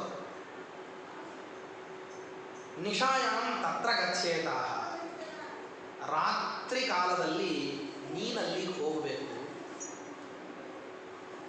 ಗಂಧರ್ವರಿಗೆ ಅದು ಗೊತ್ತಾಗೋದಿಲ್ಲ. ಅಂದರೆ ಭೀಮಸೇನ ದೇವರನ್ನು ಹೊರತುಪಡಿಸಿ ಇನ್ನು 4 ಜನ ಏನಿದ್ದಾರಲ್ಲ, ಇನ್ನು 4 ಜನರಿಗೆ ಇವಳು ಹೇಳಿದ್ರೆ ಗೊತ್ತಾಗಬೇಕೆ ಹೊರತಾಗಿ ಬೇರೆಯವರಿಗೆ ಅದು ಗೊತ್ತಿಲ್ಲ. ತತ್ರ ದೋಷ ಪರಿಹತಃ ಅಂತ ಅಂತಾರೆ. ದೋಷ ಅನ್ನೋ ಶಬ್ದಕ್ಕೆ ಸಾಮಾನ್ಯವಾಗಿ ಕನ್ನಡದ ಅರ್ಥ ದೋಷ ಅನ್ನೋದ್ರೆ ದೋಷ ಅಂತ ಅರ್ಥ ಮಾಡ್ಕೊಂಡಿದ್ದೀವಿ. ದೋಷ ಅಂತಂದರೆ ರಾತ್ರಿ ಅಂತ ಒಂದು ಅರ್ಥ. ನಿನ್ನ ರಾತ್ರಿಯಲ್ಲಿ ಕಳೆದು ಹೋಗಿಬಿಡುತ್ತದೆ ಅಂತ ಅವ ಅರ್ಥ ಮಾಡ್ಕೊಂಡ. ತತ್ರ ದೋಷ ಪರಿಹತಃ ಅಂತಂದರೆ ನಿನ್ನ ರಾತ್ರಿಯಲ್ಲಿ ಕಳೆದು ಹೋಗ್ತದೆ ಅಂದರೆ ಆ ರಾತ್ರಿ ನಿನ್ನ ಜೊತೆಗೆ ನಾವು ಇದ್ದದ್ದಕ್ಕೆ ರಾತ್ರಿ ಕಳೆದದ್ದು ನಿನಗೆ ಗೊತ್ತಾಗೋದಿಲ್ಲ ಅಂತ ಹೇಳ್ತಿದ್ದಾಳೆ ಅಂತ ಅವ ಅರ್ಥ ಮಾಡ್ಕೊಂಡ. ತತ್ರ ದೋಷ ಪರಿಹತಃ, ಅಲ್ಲಿ ನಿನ್ನ ದೋಷ ಪರಿಹಾರ ಆಗ್ತದೆ. ಯಾಕೆ? ಅಲ್ಲಿ ನಿನಗೆ ದೋಷನೇ ಉಳಿದೇ ಇರೋ ಹಂಗೆ ಮಾಡಿಬಿಡ್ತಾರೆ. ಎರಡನೇ ಅರ್ಥ, ರಾತ್ರಿ ಅಂತಲೇ ಇಟ್ಕೊಂಡ್ರೂ ಕೂಡ ತತ್ರ ದೋಷ ಪರಿಹತಃ, ಅಲ್ಲಿ ದೋಷ ಸಂಪೂರ್ಣವಾಗಿ ಪರಿಹಾರ ಆಗ್ತದೆ. ಯಾಕೆ? ಇನ್ನು ಮುಂದೆ ರಾತ್ರಿನೇ ಇರೋದಿಲ್ಲ. ನಿನಗೆ ಬದುಕಿದ್ದರೆ ತಾನೇ ರಾತ್ರಿಯನ್ನು ನೋಡೋದು. ನೀನು ಮಾರನೇ ದಿವಸ ಸೂರ್ಯೋದಯನೇ ನೋಡೋದಿಲ್ಲ ಅಂದಮೇಲೆ ರಾತ್ರಿ ನೋಡುವಂತಹ ಪ್ರಸಂಗನೇ ಇಲ್ಲ. ತತ್ರ ದೋಷ ಪರಿಹತಃ ಭವಿಷ್ಯತಿ ನ ಸಂಶಯ, ಅವಶ್ಯವಾಗಿ ನಿನ್ನ ಎಲ್ಲ ರಾತ್ರಿಗಳಲ್ಲಿ ಏನಾಗಿಬಿಡ್ತವೆ? ಪರಿಹಾರ ಆಗಿಬಿಡುತ್ತವೆ. ಅಂದರೆ ನೇರವಾಗಿ ಹೇಳ್ತಿದ್ದಾಳೆ, ನೀ ಸಾಹಿತಿ ಅಂತ ಹೇಳಿಬಿಟ್ಟು.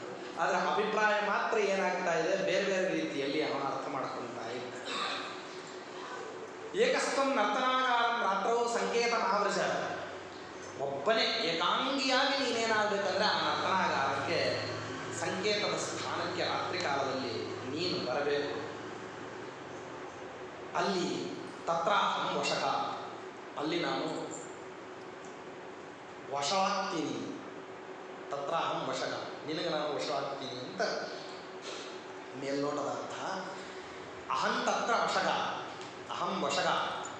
ಅಹೇಯತ್ವ ಅಹಂ ನಾಮ ಅಂತ. ಅಹೇಯತ್ವ ಅಂತಂದರೆ ಹೇಯತಾ ಇಲ್ಲದೆ ಇರತಕ್ಕಂಥ ಪದಾರ್ಥವನ್ನು ಅಹಂ ಪದಾರ್ಥ ಅಂತ ಕರೀತಾರೆ. ಯಾರನ್ನು? ಸಾಕ್ಷಾತ್ ಶ್ರೀಹರಿ ಜೀವೋತ್ತಮನಾಗಿರ್ತಕ್ಕಂಥ ಮುಖ್ಯ ಪ್ರಾಣಿ. ಅಹಂ ವಶಃ, ನಾನು ಯಾರಿಗೆ ವಶಳು? ನಾನು ಭೀಮಸೇನ ದೇವರಿಗೆ ಪರಮಾತ್ಮನಿಗೆ ವಶವಾಗಿರತಕ್ಕಂಥವಳು ನಾನು. ತುಭ್ಯಂ ತತ್ರ ಸಂಶಯೋ ಭವಿತಾ, ನಿನಗಲ್ಲಿ ಏನಾಗ್ತದೆ? ಯೋಗ್ಯವಾಗ್ತದೆ, ನ ಸಂಶಯ, ಸಂಶಯನೇ ಇಲ್ಲ. ತುಭ್ಯಂ ತತ್ರ ಭವಿತ, ನಿನಗಲ್ಲಿ ಸರಿಯಾದದ್ದಾಗ್ತದೆ, ಸಂಶಯನೇ ಪಡಬೇಡ. ಗೂಢಾರ್ಥಭರಿತವಾದಂತಹ ಮಾತುಗಳನ್ನು ಆಡ್ತಾಳೆ. ಅವರು ಅರ್ಥ ಮಾಡ್ಕೊಳ್ಳೋದೊಂದು, ಇವಳು ಹೇಳೋದು. ಅದಕ್ಕೆ ಕೀಚಕ ಅಂತಾನೆ ತಥಾ ಭದ್ರೇ ಕರಿಷ್ಯಾಮಿ. ಅವನು ಅಂದ, ಭೀಮಸೇನ ದೇವರು ಹೆಂಗೆ ತಥಾ ಭದ್ರೇ ಕರಿಷ್ಯಾಮಿ ಅಂತ ಹೇಳಿದ್ರು, ಇವನು ಹೇಳಿದ ತಥಾ ಭದ್ರೇ ಕರಿಷ್ಯಾಮಿ ಯಥಾ ತ್ವಂ ಭೀರು ಮನ್ಯಸೆ. ಭಯವನ್ನು ಪಡ್ತಕ್ಕಂತಹ ನೀನು ಯಾವ ರೀತಿಯಲ್ಲಿ ಹೇಳ್ತೀಯೋ ಆ ರೀತಿ ಕೇಳಲಿಕ್ಕೆ ಸಿದ್ಧಳಿದ್ದೀನಿ. ಅಂದರೆ ನೀನು ಭಯ ಪಡಲಿಕ್ಕೆ ಹೋಗಬೇಡ. ನಿನ್ನ ವಿಷಯ, ನಿನ್ನ ರಹಸ್ಯ ಅನ್ನೋದು ಎಲ್ಲಿಯೂ ಸ್ಫೋಟಗೊಳ್ಳೋದಿಲ್ಲ. ನಾನು ಒಬ್ಬನೇ ಬರ್ತೀನಿ. ಹೆಚ್ಚೇನು ಹೇಳಿ, ನನ್ನ ಪುಣ್ಯದ ಮೇಲೆ ಆಣೆ ಮಾಡಿ ಮಾತಾಡ್ತಿದ್ದೀನಿ ನಾನು. ನೋಡಿ, ಎಂಥ ಒಂದು ವಿಚಿತ್ರವಾದಂತಹ ಪ್ರಸಂಗ ಇದೆ. ಮನುಷ್ಯ ಅಧರ್ಮಚಾರಿಯಾದಂತಹ ಸಂದರ್ಭದಲ್ಲಿ ಧರ್ಮದ ಹೊದಿಕೆಯನ್ನೇನು ಬಳಸ್ತಾನಲ್ಲ, ಆವಾಗ ಅವನನ್ನು ಅಧರ್ಮಿ ಅಂತ ಹೇಳಿ ಕಂಡುಹಿಡಿಯೋದು ಕಷ್ಟ ಆಗಿದೆ. ಅಧರ್ಮವನ್ನು ಅಧರ್ಮದ ಸೋಗಿನಲ್ಲಿ ಮಾಡಿದರೆ ತುಂಬ ಸಮಸ್ಯೆ ಇಲ್ಲ. ಅಧರ್ಮವನ್ನು ಮಾಡ್ತಿದ್ದಾನೆ, ಅಯೋಗ್ಯತನ ಮಾಡ್ತಿದ್ದಾನೆ, ಅಕಾರ್ಯವನ್ನು ಮಾಡ್ತಿದ್ದಾನೆ, ಅವ್ಯವಸ್ಥೆಯನ್ನು ನಡೆಸ್ತಿದ್ದಾನೆ. ಪ್ರತ್ಯಕ್ಷವಾಗಿ ಅದನ್ನು ಮಾಡಿಬಿಟ್ಟ ಅಂತಂದರೆ ತುಂಬ ಸಮಸ್ಯೆನೇ ಆಗೋದು. ಯಾಕೆಂದರೆ ನೇರವಾಗಿ ಅವನ ವೇಷಭೂಷಣಗಳನ್ನು ನೋಡಿದರೆ ಗೊತ್ತಾಗೋದಿಲ್ವೇನ್ರಿ ಅವನು ಎಂಥವನಿದ್ದಾನೆ ಅಂತ ಹೇಳಿ ಅಂತ ಅವನನ್ನು ಕಂಡು ಹಿಡಿದು. ಆದರೆ ಈ ಕ್ರಮದ ಅಧರ್ಮ ಏನಿದೆಯಲ್ಲ, ಅಂದರೆ ಧರ್ಮದ ಮಾತುಗಳನ್ನು ಆಡ್ತಾ ಅಧರ್ಮದ ಕಾರ್ಯವನ್ನು ಮಾಡೋದು ಅನ್ನೋದೇನಿದೆಯಲ್ಲ, ಇದು ಗೊತ್ತೇ ಆಗೋದು.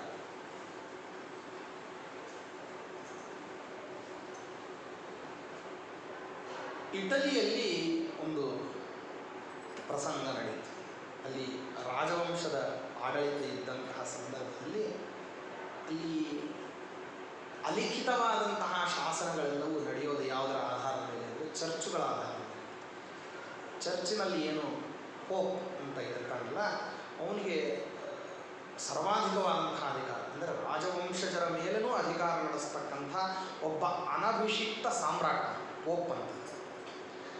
ಅವನನ್ನು ಯಾರೂ ಪ್ರಶ್ನೆ ಮಾಡೋ ಹಾಗೆ, ಯಾರು ಏನು ಮಾಡಿದರೂ ಕೂಡ ಅದನ್ನೆಲ್ಲರೂ ಬಾಯಿ ಮುಚ್ಕೊಂಡು ಸಹಿಸ್ತಾರೆ. ಅಂಥವನೊಬ್ಬನು ತುಂಬ ದುರ್ವೃತ್ತಗಳನ್ನು, ಮೋಸವನ್ನು, ಅನರ್ಥಕಾರಿಯಾದಂತಹ ವ್ಯಾಪಾರಗಳನ್ನೆಲ್ಲ ಮಾಡ್ತಾ ಇದ್ದ.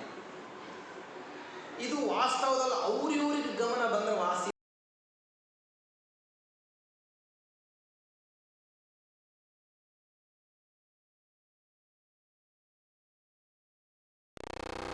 ಮಾಡ್ತಿದ್ದ ಗೊತ್ತಾದರೆ ಅವನು ಏನು ಮಾಡಬೇಕು? ಅವಾಗ ಅವನನ್ನು ದಂಡಿಸ್ಲಿಕ್ಕೆ ಹೋಗೋಣ ಅಂತಂದರೆ ರಾಜವಂಶಜರು ಅವನ ಅಧೀನದಲ್ಲಿ ಇರಬೇಕು ಅಂತ ಪ್ರಜಾವರ್ಗದವರು ತಿಳ್ಕೊಂಡಿದ್ದಾರೆ. ರಾಜವಂಶಜರು ಕೂಡ ಅವನ ಅಧೀನದಲ್ಲಿ ಇರಬೇಕು ಅಂತ ಪ್ರಜಾವರ್ಗದವರು ತಿಳ್ಕೊಂಡಿದ್ದಾರೆ. ಆದ್ದರಿಂದ ರಾಜನೂ ಕೂಡ ಅವನನ್ನು ದಂಡಿಸಬಾರದು ಅಂತನ್ನುವಂತಹ ಒಂದು ವಿಚಾರವಂತಿಕೆ ಪ್ರಜಾವರ್ಗದವರು ಇಲ್ಲಿದ್ದರಿಂದಾಗಿ ರಾಜ ಕೂಡ ಅಸಹಾಯನಾಗಿದ್ದ. ಅಂದರೆ ಅವನು ಯಾರೂ ಕೂಡ ಏನು ಮಾಡ್ತಿಲ್ಲ ಅಂತಂದ್ರೆ ಸಹಾಯವನ್ನು ಮಾಡ್ತಿಲ್ಲ. ಪೀಡನೆಗೆ ಒಳಗಾದವರು ಯಾರೂ ಕೂಡ ನೇರವಾಗಿ ಫೀರ್ಗೆ ಅದನ್ನು ತಂದು ಹೇಳ್ತಿಲ್ಲ, ಹಿಂಗೆ ಅವನು ಮಾಡ್ತಿದ್ದಾನೆ ನೀನು ದಂಡಿಸು ಅಂತ ರಾಜನ ಹತ್ರ ಯಾರೂ ಪ್ರಕಟವಾಗಿ ಏನು ಮಾಡ್ತಿಲ್ಲ. ಅವನ ದೋಷಗಳ ಬಗ್ಗೆ ಒಂದೇ ಒಂದು ಅಬ್ಜೆಕ್ಷನನ್ನು ಎತ್ತುತ್ತಾ ಇಲ್ಲ, ಅವನ ಅಸ್ತಿತ್ವದ ಬಗ್ಗೆ ಪ್ರಶ್ನೆನೇ ಎತ್ತುತ್ತಾ ಇಲ್ಲ. ಏನು ಮಾಡಬೇಕು? ಒಂದು ದಿವಸ ಒಬ್ಬವನು ಚಪ್ಪಲಿ ಹೊಲಿಯುವಂತ ಬಂದು ರಾಜನ ಹತ್ತಿರದಲ್ಲಿ ಏಕಾಂತವಾಗಿ ಮಾತಾಡಬೇಕು ಅಂತ ಮಾತಾಡಿದಾಗ ಅವನು ಮಾಡುವಂತಹ ಎಲ್ಲ ದುರ್ವೃತ್ತಗಳನ್ನೆಲ್ಲ ಹೇಳ್ದ. ಹೀಗೆಲ್ಲ ಮಾಡ್ತಿದ್ದಾನೆ, ಅನೇಕ ಅನರ್ಥಗಳನ್ನು ಮಾಡ್ತಿದ್ದಾನೆ, ವ್ಯಭಿಚಾರ ಮಾಡ್ತಿದ್ದಾನೆ, ದೇವದ್ರವ್ಯವನ್ನು ಹಾಳು ಮಾಡ್ತಿದ್ದಾನೆ, ನಾನಾ ಕ್ರಮದ ಪಟ್ಟಿ ಅಂತ. ಅದಕ್ಕೆ ರಾಜ ಅಂದ, ನಾನು ಈ ವಿಷಯದಲ್ಲಿ ಅಸಹಾಯನಾಗಿದ್ದೀನಿ ಅಂತ ಹೇಳಿ ಚಮ್ಮಾರನ ಮುಖ ನೋಡೋಣ. ಆಗ ಅವನಿಂದ ಚಮ್ಮಾರ, ನೀನು ಅಸಹಾಯನ, ನೀನು ಈ ದೇಶದ ಪ್ರಭು ಅಲ್ವೇ, ನೀನು ಅವನನ್ನು ದಂಡಿಸ್ಬೇಕಾದವನು. ಇಲ್ಲ, ಹಾಗಿಲ್ಲ. ಸಮಸ್ಯೆ ಏನಾಗ್ತಾ ಇದೆ ಅಂದರೆ ನಾನು ಅವನಿಗೆ ದಂಡನ ಮಾಡಲಿಕ್ಕೆ ಹೊರಟ್ರೆ ಧರ್ಮ ವಿರುದ್ಧವಾದ ಕ್ರಿಯಾವನ್ನು ಮಾಡ್ತಿದ್ದೇನೆ ಅಂತ ಜನ ಪರಿಭಾವಿಸ್ತಾರೆ. ನಾನು ದಂಡನೆ ಕೊಟ್ಟಿದ್ದು ಯದ್ಯಪಿ ಧರ್ಮಕ್ಕೆ ಅನುಗುಣವಾಗಿ ಇದ್ದರೂ ಅವನು ಯಾವ ಸ್ಥಾನದಲ್ಲಿದ್ದಾನ ಆ ಸ್ಥಾನದಿಂದಾಗಿ ಏನು ಮಾಡ್ತಿದ್ದಾನೆ, ಧರ್ಮದ ಕವಚವನ್ನು ಹಾಕ್ಕೊಂಡು ಈ ವ್ಯಾಪಾರವನ್ನು ಮಾಡ್ತಿರೋದ್ರಿಂದ ನಾನು ಅತ್ಯಂತ ಅಸಹಾಯಕ, ಪರಿಹಾರವೇ ಇಲ್ಲವೇ ಅಂತ ಅವನು ಕಣ್ಣೀರು ಹಾಕ್ತಾನೆ. ಆಗ ಅವನು ಹೇಳ್ತಾನೆ, ಇಲ್ಲ, ಪರಿಹಾರ ಇದೆ. ಯಾವುದೇ ಸಮಸ್ಯೆಗೆ ಪರಿಹಾರ ಮೊದಲು ಹುಟ್ಟುತ್ತದೆ, ಸಮಸ್ಯೆ ಆಮೇಲೆ ಹುಟ್ಟುತ್ತೆ. ನಾವು ಯಾವುದನ್ನು ಯಾವ ರೀತಿಯಲ್ಲಿ ನೋಡ್ತೀವಿ ಅಂತ ಅನ್ನೋದ್ರ ಮೇಲೆ ನಮಗೆ ಆ ಪದಾರ್ಥದ ಅನುಸಾರವಾಗಿ ಯೋಚನಾ ಶಕ್ತಿ ಬರ್ತದೆ. ಅದನ್ನು ನೋಡೋದು ಎರಡು ಕ್ರಮ, ಒಂದು ವ್ಯೂ ಲೆವೆಲ್, ಇನ್ನೊಂದು ಕಾಂಟ್ರಾಸ್ಟ್ ಲೆವೆಲ್. ನೀವು ಸಮಸ್ಯೆಯನ್ನು ದೊಡ್ಡದಾಗಿ ಮಾಡಿಕೊಂಡು ನೀವು ಒಂದು ವೇಳೆ 18 mm ಸ್ಕ್ರೀನ್ನಲ್ಲಿ ನೋಡಿದ್ರಿ ಅಂದರೆ ನೀವು ಅದ್ರ ಮುಂದೆ ತುಂಬ ಚಿಕ್ಕವರಾಗಿರ್ತೀರಿ, ಸಮಸ್ಯೆ ಅಷ್ಟು ದೊಡ್ಡದಾಗಿಬಿಟ್ಟಿರ್ತೀವಿ. ಅದನ್ನು ದೊಡ್ಡದು ಅಂತ ನೀವು ನೋಡಿದ್ರಿ ಅಂದರೆ ಸಮಸ್ಯೆಯ ಮುಂದೆ ನೀವು ಬಹಳ ಚಿಕ್ಕವರಾಗ್ತೀರಿ, ಸಮಸ್ಯೆಯನ್ನು ನೀವು ಪರಿಹಾರ ಮಾಡಿಕೊಳ್ಳಿಕ್ಕಾಗುತ್ತೆ. ಸಮಸ್ಯೆಯನ್ನು ನೀವು ಕಾಂಟ್ರಾಸ್ಟ್ ಲೆವೆಲ್ನಲ್ಲಿ ನೋಡಿದ್ರಿ ಅಂತ ಅಂದರೆ ಸಮಸ್ಯೆಯನ್ನು ನೀವು ಲೀಲಾಜಾಲವಾಗಿ ದಾಟ್ತೀರಿ. ಯಾಕೆಂದರೆ ಸಮಸ್ಯೆ ಹಿಂದೆ ಅದಕ್ಕಿಂತ ದೊಡ್ಡದಾಗಿರುತ್ತೆ ಪರಿಹಾರ. ಸಮಸ್ಯೆ ಆವಾಗ ತುಂಬ ಸಣ್ಣದಾಗಿ ಕಾಣಿಸ್ತದೆ. ಆದ್ದರಿಂದ ನೀವು ಸಮಸ್ಯೆಯನ್ನು ನೋಡಬೇಕು ಅಥವಾ ಪರಿಹಾರವನ್ನು ನೋಡಬೇಕು ಅನ್ನೋದನ್ನು ಮಾನಸಶಾಸ್ತ್ರ ಹೇಳ್ತದೆ. ಯಾವುದ್ರ ಮೇಲೆ ಡಿಪೆಂಡೆನ್ಸಿ? ಸಮಸ್ಯೆಯನ್ನು ನೋಡಿ ಪರಿಹಾರವನ್ನು ಹೇಳಬೇಕು, ಪರಿಹಾರವನ್ನು ಇಟ್ಟುಕೊಂಡು ಸಮಸ್ಯೆಯನ್ನು ಪರಾಮರ್ಶೆ ಮಾಡಬೇಕು. ಯಾವುದರಿಂದ ಯಾವುದು ಅಂತ ಹೇಳಿ ಒಂದು ವಿವೇಕವನ್ನು ಏನು ಮಾಡ್ತಾನೆ ಹೇಳಿಕೊಡ್ತಾನೆ. ಹೇಳಿದಾಗ ಹಾಗಾದರೆ ಏನು ಮಾಡಬೇಕು? ನೀ ಇದನ್ನೆಲ್ಲ ತುಂಬ ಬೌದ್ಧಿಕವಾದ ವಿಚಾರ ಹೇಳ್ತಿದ್ದೀರಿ ರಾಜ, ನಂಗೆ ಅರ್ಥ ಆಗ್ತಿಲ್ಲ. ಏನಿಲ್ಲ, ತುಂಬ ಸುಲಭ. ಈ ವಿಷಯ ನನಗೆ ಗೊತ್ತಿದೆ, ನಿನಗೆ ಗೊತ್ತಿದೆ. ಏನು ಅವನಿಗೆ ಶಿಕ್ಷೆ ಕೊಡಬೇಕು ಅಂತ ನನಗನ್ನಿಸ್ತದೆ. ಅವನು ತುಂಬ ಪೀಡಕನಾದದ್ರಿಂದ, ಪ್ರಜಾಪೀಡಕನಾದದ್ರಿಂದ ಅವನು ಕೊಂದು ಬಿಡಬೇಕು ಅಂತ ಅನಿಸ್ತದೆ. ರಾಜ ಅಂದ, ಡೂ ಇಟ್. ತುಂಬ ಸುಲಭವಾಗಿ ಹೇಳ್ಬಿಟ್ಟ, ನೀ ಮಾಡಿಬಿಡ. ಅಲ್ಲ, ಮುಂದೆ ನನ್ನ ಗತಿ, ಶಾಸನ ಮಾಡೋದು ನಾನು ನಿನ್ನನ್ನು ರಕ್ಷಣೆ, ಶಾಸನ ನಾನು ಮಾಡಬೇಕಾಗಿದೆ ಅಲ್ವಾ. ಅದರಿಂದ ನಾನೇನು ಮಾಡ್ತೀನಿ ಅಂದರೆ ಲೀಲಾಜಾಲವಾಗಿ ನಿನ್ನನ್ನು ರಕ್ಷಿಸ್ಕೊಂತೀನಿ. ನೀನು ಜನಸಮುದಾಯದ ಮಧ್ಯದಲ್ಲಿ ಏನು ಮಾಡು ಅಂದರೆ ಅವನ ಮೇಲೆ ಫೈರ್ ಮಾಡು, ಅವನು ಸಾಯ್ತಾನೆ, ಮಾಡಲಿಕ್ಕೆ ಹೋಗಿದ್ದು ಬೇರೆ ಕೆಲಸಕ್ಕೆ ಅಂತ ಸಾಕ್ಷಿ ನಾನೇ ಹೇಳ್ತೀನಿ. ಆಕಸ್ಮಿಕವಾಗಿ ಸತ್ತ ಅಂತ ಹೇಳಿ ಕೇಸ್ ನೋಟ್ ಆಗುತ್ತೆ, ಈ ಕೇಸ್ನಿಂದ ನೀವು ಹೊರಗೆ ಬರ್ತೀವಿ. ಪ್ರಜಾಪೀಡಕನನ್ನು ಪರಿಹಾರ ನೀ ಮಾಡ್ತೀನಿ, ನನ್ನ ರಾಜ್ಯಕ್ಕೆ ಕಂಟಕನಾದಂಥವನ್ನ ನಾನು ತೆಗೆದಿರ್ತೀನಿ. ಸುಲಭವಾದ ಮಾತು ಅಂತ ಹೇಳ್ಕೊಡ್ತೀನಿ. ಹಾಗೆ ಪ್ರತಿಯೊಂದು ಕಡೆಗೆ ಏನಾಗ್ಬಿಡ್ತದೆ ಅಂತಂದರೆ, ಅಧರ್ಮಿಗಳು ಅಧರ್ಮದ ವೇಷದಲ್ಲಿ ಬಂದುಬಿಟ್ರು ಅಂದರೆ, ಪಾಪಿಷ್ಟ್ರುಗಳು ಪಾಪಮಯವಾದ ವೇಷದಲ್ಲಿ ಬಂದುಬಿಟ್ರು ಅಂದರೆ ಅವರನ್ನು ಗುರುತಿಸೋದು ಸುಲಭ, ಕೊಲ್ಲೋದು ಸುಲಭ. ಆದರೆ ಆ ಪಾಪಿಷ್ಟ್ರು ಒಂದು ವೇಳೆ ಧರ್ಮಮಯವಾದಂತಹ ವೇಷದಲ್ಲಿ ಬಂದುಬಿಟ್ರು ಅಂದರೆ ಆಗ ತುಂಬ ಸಮಸ್ಯೆ ಆಗುತ್ತೆ. ಅವರನ್ನು ಪಾಪಿಷ್ಟ್ರು ಅಂತ ಡಿಕ್ಲೇರ್ ಮಾಡದೇನೆ ನೀವು ಅವರ ಮೇಲೆ ಚಾರ್ಜ್ ಶೀಟ್ ಹಾಕೋ ಹಾಗಿಲ್ಲ, ಅಂದರೆ ಅವರ ಮೇಲೆ ದೋಷಾರೋಪಣೆಯ ಪಟ್ಟಿಯನ್ನು ನೀವು ಸಲ್ಲಿಸೋ ಹಾಗಿಲ್ಲ. ಆದರೆ ಅವರು ಮಾಡತಕ್ಕಂತಹ ಪಾಪ ನಿಮ್ಮನ್ನು ಅಥವಾ ಅಧರ್ಮ ನಿಮ್ಮನ್ನು ಬಾಧಿಸದೇನೆ ಬಿಡೋದಿಲ್ಲ. ಅದಕ್ಕಾಗಿ ಇಲ್ಲಿ ಸಮಸ್ಯೆ ಏನು ಅಂತಂದರೆ, ದೊಡ್ಡದಾದಂತಹ ಸಮಸ್ಯೆ ಇದೇನೆ. ಏನಪ್ಪ ಅಂದರೆ, ಈ ಅನರ್ಥ ಏನು ನಡೀತಾ ಇದೆಯೋ ಆ ಅನರ್ಥದ ನಿಜವಾಗಿರತಕ್ಕಂತಹ ಪರಿಣಾಮ ಯಾರ ಮೇಲೆ ಆಗ್ತಾ ಇದೆ, ಹೇಗೆ ಆಗ್ತಾ ಇದೆ ಅಂತ ಅನ್ನೋದು ಗುರುತಿಸಲಿಕ್ಕೆ ಸಾಧ್ಯವೇ ಇಲ್ಲ. ಅದಕ್ಕೋಸ್ಕರ ಇಲ್ಲಿ ಹೇಳ್ದ ಕೀಚಕ ಹೇಳ್ದ ಏನಂತಂದರೆ, ಧರ್ಮಮಯವಾಗಿರತಕ್ಕಂತಹ ವೇಷದಲ್ಲಿ ಮಾತಾಡ್ತಾನೆ ಕೀಚಕ.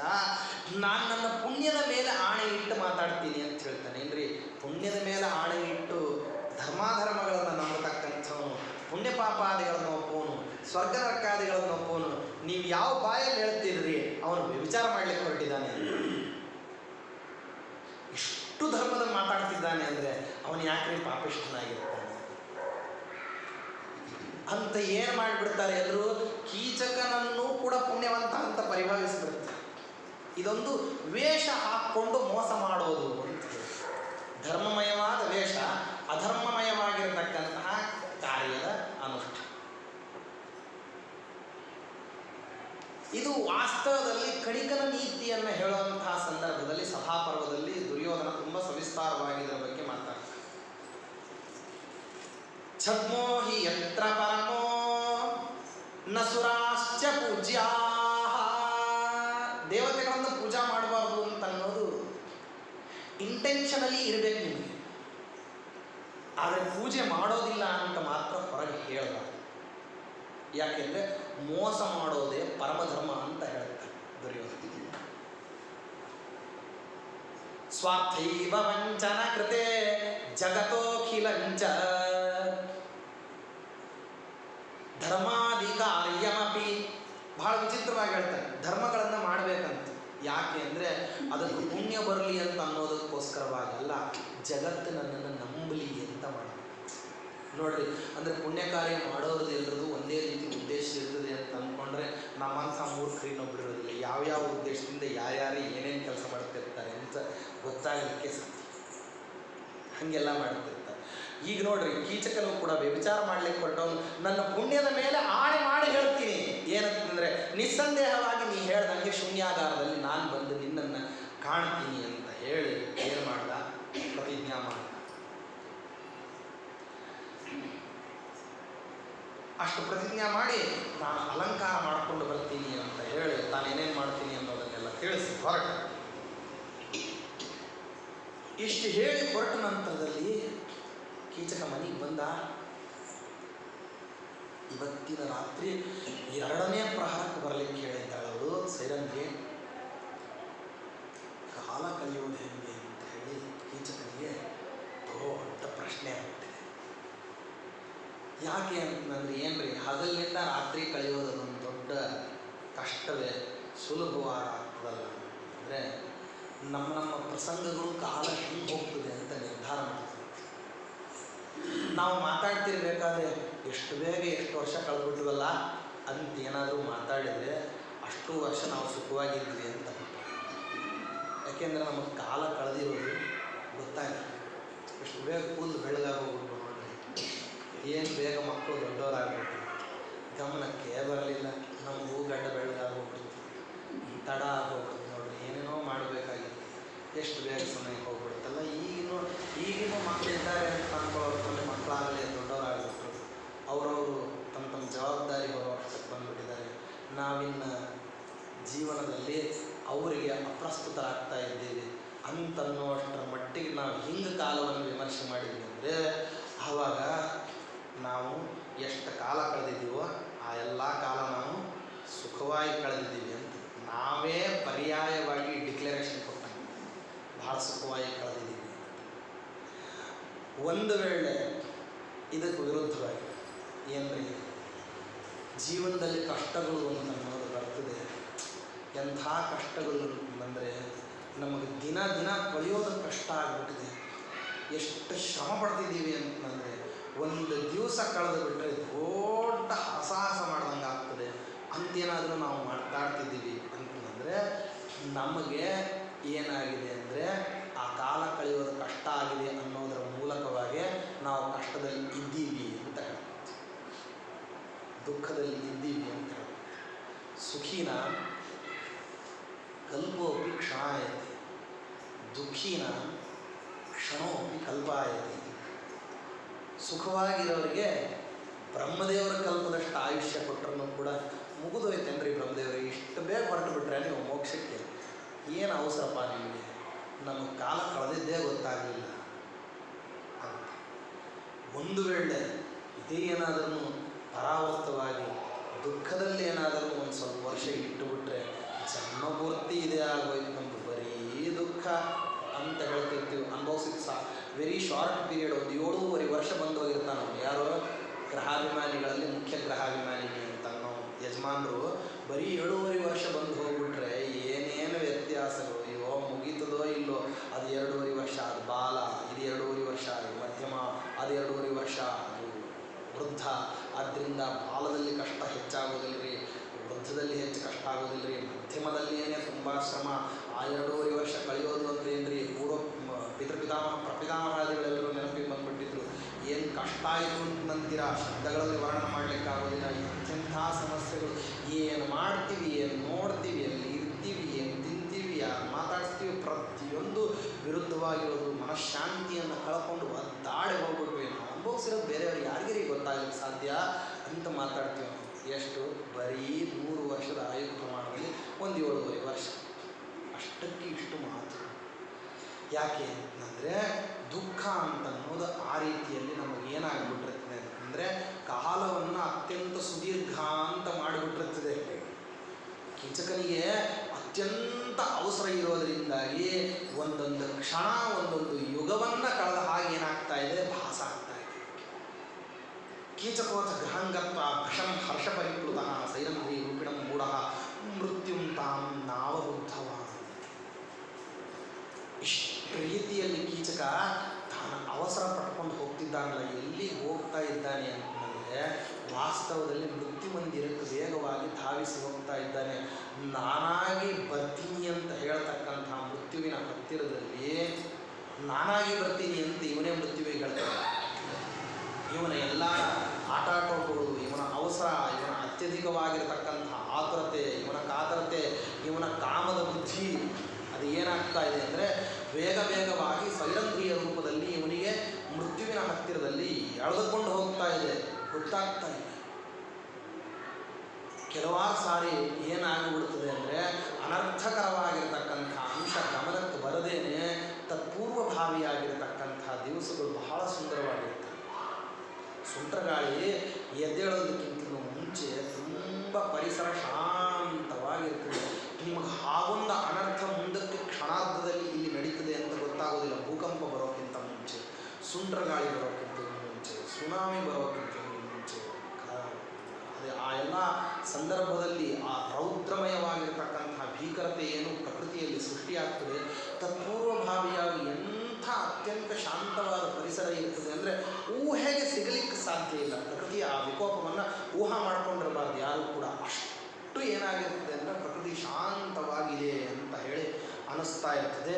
ಇದ್ದಕ್ಕಿದ್ದಂಗೆ ಆಗಿರ್ತಕ್ಕಂಥ ಪ್ರಕೃತಿಯ ವಿಕೋಪ ಮನುಷ್ಯನನ್ನು ಏನು ಮಾಡಿಬಿಡ್ತದೆ ಅಂದರೆ ಮೃತ್ಯುವಿನ ದವಡೆಯಲ್ಲಿ ಹೆಂಗೆ ತಳ್ಳಿಬಿಡ್ತದೋ ಆ ರೀತಿಯಲ್ಲಿ ಸುಖವಾಗಿ ಇದ್ದಂತಹ ಕೀಚಕ ತನ್ನ ಮಾತಿಗೆ ಎದುರಾಡದೇ ಇರತಕ್ಕಂತಹ ವ್ಯಕ್ತಿಗಳನ್ನೇ ಜಗತ್ತಿನಲ್ಲಿ ನೋಡಿದವನು ತನಗೆ ಯಾರೇ ಯಾವುದೇ ಕ್ರಮದಲ್ಲಿ ವಿರೋಧ ಮಾಡಿದರೆ ಬದುಕಲಿಕ್ಕೆ ಬಿಡದೇ ಇದ್ದಂಥವನು, ಅಪರಾಜಿತವಾಗಿರತಕ್ಕಂಥ ನಾಗಾಯುತ ಸಹಸ್ರ ಬಲನಾದಂಥವನು, ತನ್ನ ಪರಾಕ್ರಮದ ಸಾಮರ್ಥ್ಯದಿಂದಾಗಿ ವಿರಾಟರಾಜನಂತಹ ವ್ಯಕ್ತಿಯನ್ನು ತನ್ನ ಅಧೀನದಲ್ಲಿಟ್ಟುಕೊಂಡು ಪರರ ರಾಜ್ಯವನ್ನು, ಕೇಕಯ ರಾಜ್ಯ ಇಂದಾಗಿದ್ದರೂ ಕೂಡ ಮತ್ಸ್ಯ ದೇಶ, ಸಮೃದ್ಧವಾಗಿರತಕ್ಕಂತಹ ದೇಶವನ್ನು ಅತ್ಯಂತ ನಿರಂಕುಶವಾದಂತಹ ಪ್ರಭುತ್ವಕ್ಕೆ ಸಿಲುಕಿಸಿ ತನಗೆ ಬೇಕಾದಂಗೆ ತಾನು ನಡೆಸ್ಕೊಳ್ತಕ್ಕಂಥವನಿಗೆ ವಿರೋಧದ ಅಪಸ್ವರಗಳನ್ನು ಕೇಳಿಯೇ ಗೊತ್ತಿರಲಿಲ್ಲ ಅಂತಂದರೆ ಮೃತ್ಯು ಬರ್ತದೆ ಅಂತ ಅನ್ನೋದು ಊಹೆಗೂ ಸಿಕ್ಕದೇ ಇರತಕ್ಕಂಥ. ಅದಕ್ಕೋಸ್ಕರವಾಗಿ ಅದು ತಿಳಿಯದೇನೆ ಏನು ಮಾಡ್ತಿದ್ದಾನೆ, ಚೆನ್ನಾಗಿ ಅಲಂಕಾರ ಮಾಡ್ಕೊತಾ ಇದ್ದಾನೆ.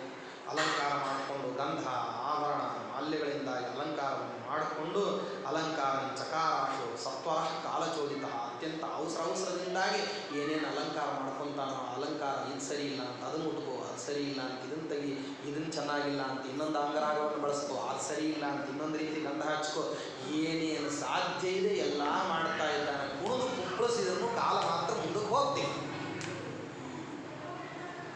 ತಸ್ಯ ಕುರುವತಃ ಕರ್ಮ ಕಾಲೋ ದೀರ್ಘೈವ ಅನುಚಿಂತಯತಶ್ಚಾಪಿ ತಾಮೇವ ಆಯತಲೋಚನ ಆಸೀತ್ ಅಭ್ಯರಿಕಾಸಾಪಿ ಶ್ರೀ ಶ್ರಿಯಂ ಪ್ರಮುಕ್ಷತ ನಿರ್ವಾಣ ಕಾಲೇ ದೀಪಸ್ಯ ವರ್ತಿ ಇವ ದಿದೃಕ್ಷತ.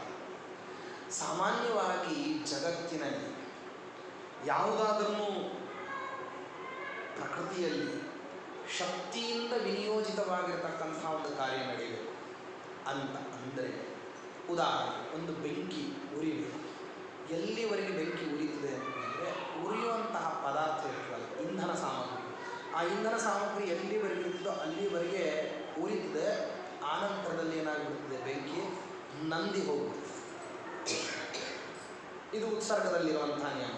ಇಂಧನ ಅಂತ ಅನ್ನೋದು ದಹ್ಯಮಾನವಾದಂತಹ ಪದಾರ್ಥ ಇರೋವರೆಗೂ ದಹನ ಅಂತ ಅನ್ನೋದು ನಡೀತಾ ಇರ್ತದೆ, ಇರೋವರೆಗೂ ಸುಡ್ತದೆ.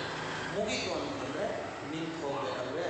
ಆದರೆ ಇಲ್ಲಿ ವಿಚಿತ್ರ ಅಂದ್ರೆ ನೋಡ್ರಿ, ದೀಪ ಶಾಂತ ಆಗೋಕ್ಕಿಂತ ಮುಂಚೆ ಎಣ್ಣೆ ಹಿಂದೆ ಹೋಗಿ ಜೋರಾಗಿ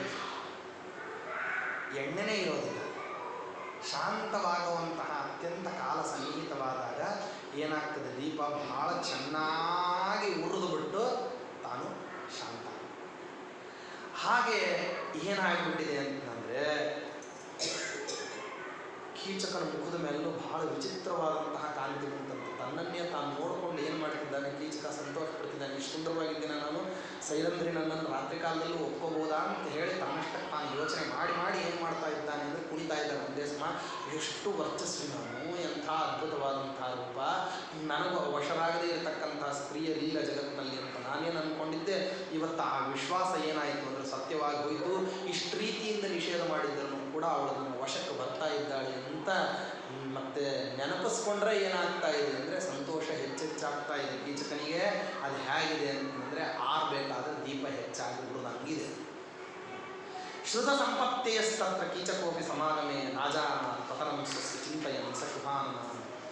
ತನ್ನ ವಿಷಯದಲ್ಲಿ ತನ್ನ ಅನರ್ಥ, ತನ್ನ ಪತನ ಏನು ನಡೀತಾ ಇದೆ ಅಂತ ತನಗೇ ಗೊತ್ತಾಗದೆ ನಡೀತಾ ಇದ್ದರಿಂದಾಗಿ ಏನು ಮಾಡ್ತಾ ಇದ್ದಾನೆ ಅಂದರೆ ಕೀಚಕ ಒಂದು ಕಡೆಯಿಂದ ಸಿದ್ಧನಾಗ್ತಾ ಇದ್ದಾನೆ.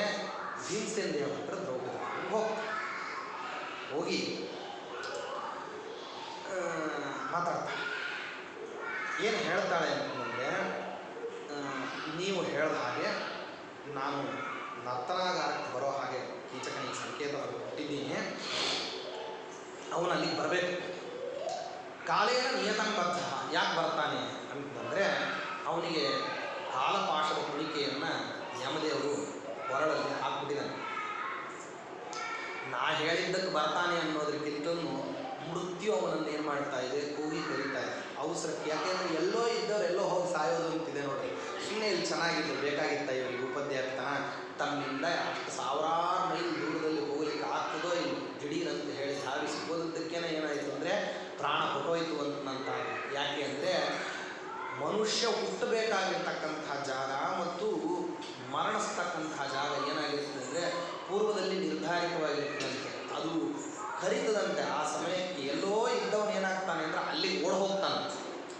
ಆ ರೀತಿಯಲ್ಲಿ ಕೀಚಕ ನಿಸ್ಸಂದೇಹವಾಗಿ ಬರ್ತಾನೋ ಇಲ್ಲೋ ಅಂದ್ರೆ ನರ್ತನಾಗಾರದಲ್ಲೇ ಅವನ ಮರಣ ಆಗಬೇಕಾದದ್ರಿಂದ ಅವನನ್ನು ನರ್ತನಾಗಾರ ಏನು ಮಾಡ್ತಾ ಇದೆ ಅಂದರೆ ಬಾ ಕೀಚಕ ಅಂತ ಹೇಳಿ ಕೂಗುತ್ತಾ ಇದೆ. ಅವನ ಆಹ್ವಾನವನ್ನು ತಪ್ಪಿಸ್ಕೊಳ್ಳಿಕ್ಕಾಗೋದಿಲ್ಲ. ಬೇರೆಯವ್ರದ್ದೆಲ್ಲ ಆಹ್ವಾನವನ್ನು ನೀವು ನಿಷೇಧ ಮಾಡಿಬಿಡ್ಬೋದು, ಆದರೆ ಮೃತ್ಯುವಿನ ಆಹ್ವಾನವನ್ನು ಧಿಕ್ಕರಿಸಲಿಕ್ಕಾಗೋದಿಲ್ಲ. ಎಲ್ಲಿ ಕರೀತದೋ ನಿಮಗೇ ಗೊತ್ತಿಲ್ಲದೆ ಇರೋವಂತೆ ನೀವು ಅಲ್ಲಿ ಹೋಗಿ ಸಿಕ್ಕಾಕೊಳ್ತೀರಿ. ಆದ್ದರಿಂದಾಗಿ ಅವಶ್ಯವಾಗಿ ಬರ್ತಾನವನು. ಕಾಲೇನ ನಿಯತಂಬದ್ಧ ಕಾಮೇನ ಚ ಬಲಾತ್ಕೃತಃ. ಅವನು ನಿಯತವಾಗಿ ಬದ್ಧವಾಗಿ ಕಾಲದಿಂದ ಹೆಂಗೆ ಎಳೆಯಲ್ಪಡ್ತಾ ಇದ್ದಾನೋ ಅದೇ ರೀತಿ ಹಿಂದೆ ಒಂದು ತಳ್ತಾ ಇದೆ. ಇವ ಅಲ್ಲಿ ಹೋಗ್ಲಿಕ್ಕೆ ಒಬ್ರು ಎಳ್ಕೊಳ್ಳೋರು, ಹಿಂದಿನಿಂದ ಒಬ್ರು ತಳ್ಳೋರು. ಯಾರು? ಕಾಮದಿಂದ ಬಲಾತ್ಕರಿಸಲ್ಪಡ್ತಾ ಇದ್ದಾನೆ ಕೀಚಕ.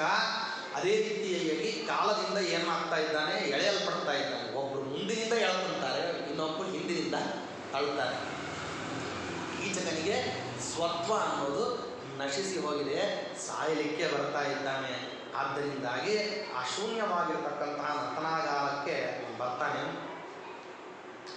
ಅಲ್ಲಿ ಗತ್ವಾ ತನ್ನ ನರ್ತನಾಗಾರೆ ವಿಭಿನ್ನ ಕುರುಪಾಂಡ ಬಂದ ಅಂದರೆ ಅವನನ್ನು ಏನು ಮಾಡಬೇಕು ಅಂದರೆ ಅವನನ್ನು ಸೀಳಿ ಬಿಡಬೇಕು. ಅವನನ್ನು ಸುಮ್ಮನೆ ಏನೋ ಕೊಚ್ಚಿ ಕೊಲ್ಲಿಕ್ಕೆ ಪ್ರಯತ್ನ ಪಟ್ಟು ಅವ ಓಡಿ ಹೋಗುವ ಹಾಗಾಗಿ ಅರ್ಧ ಬದುಕ್ಬಿಟ್ಟ ಅಂದರೆ ತೊಂದರೆ ಆಗುತ್ತೆ. ಈ ಹಾವನ್ನು ಹೊಡೆದಂತಹ ಸಮಯದಲ್ಲಿ ಅರ್ಧ ಹೊಡೆದ್ಬಿಟ್ರು ಅಂತಂದರೆ ಇನ್ನು ಅರ್ಧ ಭಾಗ ಏನಿದೆ ಅದು ದ್ವೇಷವನ್ನು ಉಳಿಸ್ಕೊಂಡು ಯಾವ ರೀತಿ ಬರ್ತದಲ್ಲ, ಹಾಗೇನೆ ಇವ್ರುಗಳು ಕೂಡ ಏನಪ್ಪ ದುಷ್ಟರು ಅವ್ರಿಗೆ ಹೊಡೆತ ಬಿತ್ತು ಅಂತಂದರೆ ಅವರು ಪುನಃ ಏನು ಮಾಡಿರಬಾರ್ದು? ಕುಕೃತ್ಯಕ್ಕೆ ಮನಸ್ಸನ್ನು ಮಾಡಿರಬಾರ್ದು.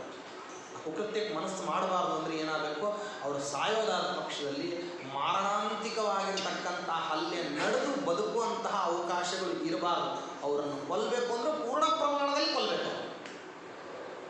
ಅದಕ್ಕೋಸ್ಕರವಾಗಿ ಅವನು ಗರ್ಭಿತನಾಗಿ 5 ಜನ ಬರಲಿ, 100 ಜನ ಬರಲಿ, 1000 ಜನ ಬರಲಿ, ಯಾರೇ ಬಂದವರು ಬಂದರೂ ಅವರು ನನಗೆ ಲೆಕ್ಕ ಇಲ್ಲ ಅಂತೆಲ್ಲ ಮಾತಾಡಿದ್ದಾನೆ.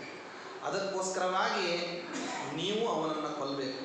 ಭಾವವೀರ್ಯ ಅನುರೂಪಂ ಚ ದರ್ಶಯಾದ್ಯ ಪರಾಕ್ರಮಂ ಆಶ್ರಮ ದುಃಖಾಭಿಭೂತಾಯ ಅಪಮಾರ್ಜಸ್ವ ಪಾಂಡವ. ನನ್ನ ದುಃಖದಿಂದ ಹೊರಗೆ ಬರ್ತಕ್ಕಂತಹ ಕಣ್ಣೀರನ್ನು ಕೀಚಕನ ಸಾವು ಅನ್ನುವಂತಹ ಪ್ರಸಂಗದಿಂದ ನೀವೇನು ಮಾಡಿರಿ? ತೊಡೆದು ಹಾಕ್ರಿ.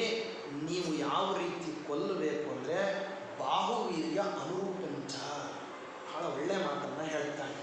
ಏನಂದರೆ ಒಬ್ಬ ವ್ಯಕ್ತಿ ಇನ್ನೊಬ್ಬನನ್ನು ಕೊಲ್ಲಬೇಕು ಅಂತ ಅಂದರೆ ಬರಿಗೈಯಿಂದ ಕೊಲ್ಲಿಕ್ಕೆ ಕೊಲ್ಲೋವನಿಗೆ ಕೊಲ್ಲಿಸಿಕೊಳ್ಳೋವನಿಗಿಂತಲೂ 10 ಪಟ್ಟು ಹೆಚ್ಚು ಬಲ ಇದೆ. ಸೋಲಿಸ್ಬೇಕು. ಕೊಲ್ಲಬೇಕು ಅಂದರೆ 100 ಪಟ್ಟು ಹೆಚ್ಚು ಬಲ ಇದೆ. ಇದನ್ನೊಂದು ಲೆಕ್ಕ ಕೊಡ್ತಾರೆ. ಮುಷ್ಟಿ ಯುದ್ಧದಲ್ಲಿ ಯಾರು ಯಾರನ್ನು ಕೊಲ್ಲಲಿಕ್ಕೆ ಹೆಂಗೆ ಸಮರ್ಥರಾಗ್ತಾರೆ ನೋಡ್ಲಿಕ್ಕೆ ತುಂಬ ಕಳಪೆಯವನು, ತುಂಬ ಅತ್ಯಂತ ಸಾಮರ್ಥ್ಯ ಇಲ್ಲದೆ ಇದ್ದವನು ಅಂತ ಅನಿಸಿದ್ರೂ ಕೂಡ ನೀವು ಪ್ರಹಾರ ಮಾಡತಕ್ಕಂಥ ಸಂದರ್ಭದಲ್ಲಿ ಬರಿಗೈಯಿಂದ ಹೊಡೆದು ಒಬ್ಬ ವ್ಯಕ್ತಿಯನ್ನು ಕೊಲ್ಲಬೇಕು ಅಂದರೆ ಅವನಿಗಿಂತಲೂ 10 ಪಟ್ಟು ಹೆಚ್ಚು ಬಲ ಇದೆ. ಮಾರಕಾಸ್ತ್ರಗಳನ್ನು ಬಳಸ್ತೇನೆ, ಉಸಿರನ್ನು ಗಟ್ಟಿಸ್ತೇನೆ, ಹೊಡೆದು ಮಾತ್ರ ಕೊಲ್ತೀನಿ ಅಂತ ಅನ್ನೋನಿಗಿದ್ರೆ 10 ಪಟ್ಟು ಹೆಚ್ಚು ಬಲ ಬೇಕು. ಕೇವಲ ಹೊಡೆಯೋದರಿಂದಾಗಿ ಅವ ಪ್ರಾಣ ಬಿಡಬೇಕು. ಹಂಗೆ ಪ್ರಾಣ ಬಿಡಬೇಕು ಅಂತಂದ್ರೆ 10 ಪಟ್ಟು ಹೆಚ್ಚು ಬಲ ಬೇಕು. 10 ಪಟ್ಟು ಸೋಲಿಸ್ಲಿಕ್ಕೆ ಹೆಚ್ಚು ಬಲ ಬೇಕು. 100 ಪಟ್ಟು ಹೆಚ್ಚು ಬಲ ಬೇಕು ಕೊಲ್ಲಲಿಕ್ಕೆ. ಆದ್ದರಿಂದಾಗಿ ಅವಳಂತಾಳೆ ಬಾಹುವೀರ್ಯ ಅನುರೂಪಂಚ ದರ್ಶಯಾದ್ಯ ಪರಾಕ್ರಮ. ನಿಮ್ಮ ಬಾಹುವಿನ ವೀರ್ಯ ಹೆಂಗೆ ಅಂದರೆ ಎದುರಿಗೆ ಸಂದಿನಲ್ಲಿ ಅಂದರೆ ಕಪ್ಪುಂಕುಳಿನ ಸಂದಿನಲ್ಲಿ ನಿಮ್ಮ ಬಾಹುಗಳ ಮಧ್ಯದಲ್ಲಿ ಕೀಚಕ ಸಿಕ್ಕ ಅಂತಂದರೆ ಏನಾಗಬೇಕು ಅಂದರೆ ಪ್ರಾಣ ಹೋಗೋ ತನಕನೂ ಏನು ಮಾಡಬೇಕು? ರಕ್ತ ಹೊರಗೆ ಬರಬೇಕು ಅವನ ದೇಹದಿಂದ. ಹಾಗೇನಾಗಬೇಕು? ಅವನ್ನ ಹಿಚಕಬೇಕು. ಅದಕ್ಕೋಸ್ಕರವಾಗಿ ನೀವು ನಿಮ್ಮನ್ನು ರಕ್ಷಿಸ್ಕೊಳ್ರಿ. ಆತ್ಮನಶ್ಚೈವ ಭದ್ರಂತೆ ಕುರುಮಾನ್ ಕುಲಸ್ಯ. ನೀವು ಕೀಚಕನನ್ನು ಕೊಲ್ಲಬೇಕು, ನಿಮ್ಮನ್ನು ನೀವು ಉಳಿಸ್ಕೋಬೇಕು. ಕುಲದ ಮರ್ಯಾದೆಯೂ ಕೂಡ ಏನಾಗಬೇಕು? ಉಳಿಬೇಕು. ಕುರುಕುಲದ ಸೊಸೆಯಾಗಿರ್ತಕ್ಕಂಥ ಒಬ್ಬ ಹೆಣ್ಣು ಮಗಳಿಗೆ ಅಪಮಾನ ಮಾಡಿ ಕೀಚಕ ಏನಪ್ಪ ಅಂತಂದರೆ ಸಾಯಲಾರದೆ ಓಡ್ಬೋದ ಅಂತಾದರೆ ಅದೊಂದು ದೊಡ್ಡದಾಗಿರ್ತಕ್ಕಂಥ ಮತ್ತು ಅಪಮಾನಕರವಾದಂತಹ ಪ್ರಸಂಗ. ಅವನು ನಿಮ್ಮ ಕಡೆ ಸಿಕ್ಕ, ಹೊಡೆತಕ್ಕೆ ಹಿಡ್ಕೊಂಡ, ಯುದ್ಧ ಮಾಡಲಿಕ್ಕೆ ಬಂದ, ಬಾಹಾಬಾಹವಿಯಾಗಿ ಇಳಿದ ಅಂತಂದರೆ ಅವನು ಯಾವ ರೀತಿ ಸಾಯಬೇಕು ಅಂದರೆ ಅವ ಇಳಿಯೋ ತನಕ ಅವನ ಉಸಿರು ಅವನದು. ಅವ ನಿಮ್ಮ ಜೊತೆ ರಣಾಂಗಣಕ್ಕೆ ಇಳಿದ ಮೇಲೆ ಆ ಉಸಿರು ನಿಮ್ಮದು. ಯಾವಾಗ ಬೇಕಾದರೂ ನೀವೇನು ಮಾಡ್ಬೋದು, ಆ ಉಸಿರನ್ನ ನಿಲ್ಲಿಸ್ಬೋದು, ಆ ರೀತಿ ಅವನನ್ನು ಹೊಡಿಬೇಕು ಅಂತ ಹೇಳಿದ್ರೆ ಭೀಮಸೇನ ದೇವರಂತಾರೆ, ಸ್ವಾಗತಂತೆ ಸುಖೇ ಶಾಂತೆ ಯನ್ನಾಂ ವೇದಯಸಿ ಪ್ರಿಯಂ ನಹ್ಯನ್ಯಂ ಕಂಚಿದಿಚ್ಛಾಮಿ ಸಹಾಯಂ ವರವರ್ಣಿ. ನೀನೇನು ಹೇಳ್ತಿದ್ದಿ, ಈ ವಿಷಯ ಅತ್ಯಂತ ಸ್ವಾಗತ ಇದೆ ನನಗೆ, ಇನ್ನೊಬ್ರು ಯಾರೂ ನಂಗೆ ಸಹಾಯ ಬೇಕಾಗಿಲ್ಲ, ಅಸಹಾಯ ಶೂರನಾಗಿ ಏನು ಮಾಡ್ತೀನಿ ಅಂತಂದರೆ ಕೀಚಕನನ್ನು ಕೊಲ್ತೀನಿ. ನೀನು ಹೇಳಿದೆಲ್ಲ ಕೀಚಕನನ್ನು ಕೊಲ್ಲಬೇಕು ಅಂತ, ನನಗಿದೊಂದು ಬಹಳ ಪ್ರೀತಿಕರವಾದಂತಹ ವಿಷಯ. ಅತ್ಯಂತ ಪ್ರೀತಿಯನ್ನು ಪಡ್ತಕ್ಕಂತಹ ವಿಷಯ ಯಾವುದಪ್ಪ ಅಂತಂದರೆ, ವಿವೇಕಿಯಾಗಿರ್ತಕ್ಕಂಥವನಿಗೆ ಅತ್ಯಂತ ಪ್ರೀತಿ ಪಡಿಸ್ತಕ್ಕಂಥವ್ನು, ಧರ್ಮ ಮಾರ್ಗದಲ್ಲಿಂದು ಸಾಧಕನಾಗಿರ್ತಕ್ಕಂಥವನಿಗೆ ಎರಡು ಅತ್ಯಂತ ಪ್ರೀತಿಕರವಾದಂಥದ್ದು ಯಾವುದು ಅಂದರೆ, ಪರಮಾತ್ಮನ ಪಾರಮ್ಯವನ್ನು ಕೊಂಡಾಡೋದು, ಅದು ಒಂದು ಪ್ರೀತಿ. ಎರಡನೇದ್ದು ಪರಮಾತ್ಮನ ಪಾರಮ್ಯವನ್ನು ಅಲ್ಲಗಳೆಯುವವರನ್ನು ಸಂಹಾರ ಮಾಡೋದು, ಇದು ಇನ್ನೊಂದು ಕ್ರಮದ ಪ್ರೀತಿ. ಎರಡು ಪ್ರೀತಿ. ಒಂದು ಭಗವತ್ ಪಾರಮ್ಯವನ್ನು ಎದ್ದು ಹಿಡಿಯೋದು.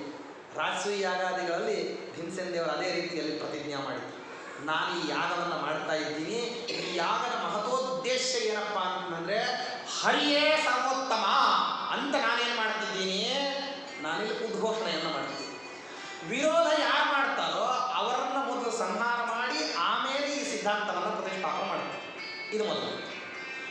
ಇಲ್ಲ ಅಂತಂದರೆ ಮೊದಲು ನೀವು ಯಾರಾದ್ರೂ ಆ ವಾಕ್ಯಾರ್ಥವನ್ನು ಮಾಡೋದಾದರೆ ಮೊದಲು ಶಾಸ್ತ್ರಯುದ್ಧ, ಆನಂತರದಲ್ಲಿ ಶಸ್ತ್ರಯುದ್ಧಕ್ಕೆ ಬಂದರೆ. ಮೊದಲೇ ಶಸ್ತ್ರಯುದ್ಧಕ್ಕೆ ಬಂದುಬಿಟ್ರೆ ಶಾಸ್ತ್ರಯುದ್ಧಕ್ಕೆ ಬರಲಿಕ್ಕೆ ನಿಮಗೇನಿರೋದಿಲ್ಲ, ಪ್ರಾಣವೇ ಉಳಿದಿರೋದಿಲ್ಲ. ಅದಕ್ಕೋಸ್ಕರವಾಗಿ ಎರಡು ರೀತಿಯಿಂದಲೂ ನನ್ನ ಆಹ್ವಾನ ಇದೆ, ಯಾರು ಬೇಕಾದರೂ ಬರ್ಬೋದು ಅಂತ ಕರೆದುಬಿಟ್ಟಿದ್ರು. ಎಲ್ಲಿ? ರಾಜಸೂಯ ಯಾಗದ ಸಂದರ್ಭ. ಅದು ಅವರಿಗೂ ರಾಜಸೂಯ ಯಾಗನೂ ಅವರಿಗೆ ಅಷ್ಟೇ ಪ್ರೀತಿಕರವಾಗಿರತಕ್ಕಂಥ ಕರ್ಮ. ಕೀಚಕನ ಸಂಹಾರವೂ ಕೂಡ ಏನಪ್ಪ ಅಂತಂದರೆ ಅದು ಅವರಿಗೆ ಅಷ್ಟೇ ಪ್ರೀತಿಕರವಾಗಿದೆ. ಯಾಕೆ ಅಂತಂದರೆ ಎರಡೂ ಕಡೆ ಪ್ರತಿಷ್ಠಾಪನೆ ಆಗೋದು ಯಾವುದು? ಪರಮಾತ್ಮನ ಸರ್ವೋತ್ತಮತ್ವ, ಧರ್ಮವನ್ನು ಎತ್ತಿ ಹಿಡಿಯತಕ್ಕಂಥದ್ದು, ಅಧರ್ಮದ ನಿಷೂದನ, ಅಧರ್ಮದ ಸಂಪೂರ್ಣ ಪ್ರಮಾಣದ ನಾಶ. ಆದ್ದರಿಂದ ಅಂತಾರವರು ನನಗೆ ಬಹಳ ಏನಪ್ಪ ಅಂದರೆ ಸಂತೋಷಕರವಾದಂತಹ ಪ್ರಸಂಗ. ಏಕಾಂತದಲ್ಲಿ ಕೀಚಕನ ಜೊತೆಗೆ ಗುದ್ದಾಟ ಅಂತ ಅನ್ನೋದೇನಿದೆಯಲ್ಲ, ಅವನು ಉಸಿರು ಹೊರಗೆ ಜೋರಾಗಿ ಬಿಡಬಾರ್ದು, ಆ ರೀತಿಯಲ್ಲಿ ಕೊಲ್ತೀವಿ. ಜೋರಾಗಿ ಉಸಿರು ಬಿಟ್ಟು ಅಂತಂದರೆ ಯಾರಿಗಾದ್ರೂ ಏನಾಗಿರಬೇಕು, ಕೀಚಕ ಇಲ್ಲಿ ಉಸಿರು ಬಿಟ್ಟಿದ್ದಾನೆ ಅಂತ ಯಾರಾದರೂ ಉಸಿರಿನ ಶಬ್ದ ಕೇಳಿಸ್ಕೊಂಡಾದರೂ ಬರಬೇಕು. ಹಾಗೂ ಆಗೋ ಹಾಗೆ. ಅದಕ್ಕೋಸ್ಕರವಾಗಿ ಸಾಮೇ ಪ್ರೀತಿ ಸ್ವಯಾಖ್ಯಾತ, ಬಹಳ ಪ್ರೀತಿಕರವಾದಂತಹ ವಿಷಯವನ್ನು ನನಗೆ ಹೇಳಿದ್ದಿ. ಕೀಚಕನ ಸಮಾಗಮದ ವಿಷಯದಲ್ಲಿ ಹಿಂದಕ್ಕಿಂತದ್ದೇ ವಿಷಯ ಕುಂತಿದ್ದೇವೆ ಹೇಳಿದ್ಲು ಅಂತಂತಾರೆ. ಏಕಚಕ್ರನಗರಕ್ಕೆ ಬಂದು ವಾಸ ಮಾಡತಕ್ಕಂತಹ ಸಂದರ್ಭದಲ್ಲಿ ಆ ಮನೆಯನ್ನು ವೇದವ್ಯಾಸ ದೇವರ ಶಿಷ್ಯ ಬ್ರಾಹ್ಮಣ, ಆ ಬ್ರಾಹ್ಮಣನಿಗೆ ಹೇಳಿರ್ತಾರೆ ವೇದವ್ಯಾಸ ದೇವರು, ನನಗೆ ಅತ್ಯಂತ ಬೇಕಾದವರು ತಮ್ಮ ತಾಯಿಯ ಜೊತೆಗೆ ಇಲ್ಲಿ ಕೆಲವು ದಿವಸ ವಾಸ ಮಾಡ್ತಾರೆ, ಅದಕ್ಕೋಸ್ಕರ ನಿನ್ನದಾಗಿರ್ತಕ್ಕಂಥ ಮನೆಯ ಒಂದು ಭಾಗವನ್ನು ಅವ್ರಿಗೆ ಏನು ಮಾಡು, ತಾತ್ಕಾಲಿಕವಾಗಿ ಕೊಡು ಅಂತ ಹೇಳಿದ್ರಂತೆ ವೇದವ್ಯಾಸ ದೇವರು ತಮ್ಮ ಶಿಷ್ಯನಿಗೆ. ಅವನು ಆಗಲಿ ಅಂತ ಆ ಬ್ರಾಹ್ಮಣ ಏನು ಮಾಡಿದ್ದ, ಕೊಟ್ಟಿದ್ದ. ಕೊಟ್ಟಾಗ ಹಿಂದಿನ ಮನೆಯಲ್ಲಿ ಅವರು, ಮುಂದಿನ ಮನೆಯಲ್ಲಿ ಇವರು. ಒಂದಾವೃತ್ತಿ ಬೆಳಗ್ಗೆ ಅವ್ರ ಮನೆಯಲ್ಲಿ ಹೆಣ್ಣು ಮಕ್ಕಳು ಜೋರಾಗಿ ಅಳತಕ್ಕಂಥದ್ದು ಶಬ್ದ ಕೇಳಿಸ್ತಾರೆ. ಈ ಅತ್ಯಂತ ವಿವೇಕಿಗಳು ಪ್ರಜ್ಞಾವಂತರ ಮನೆಯಲ್ಲೆಲ್ಲ ಸಾಮಾನ್ಯವಾಗಿ ಒಂದು ಮಾತಾಡ್ತಿರ್ತಾರೆ, ಏನಂದರೆ ಹೆಂಗಸರು ಕಣ್ಣೀರು ಹಾಕಬಾರ್ದು.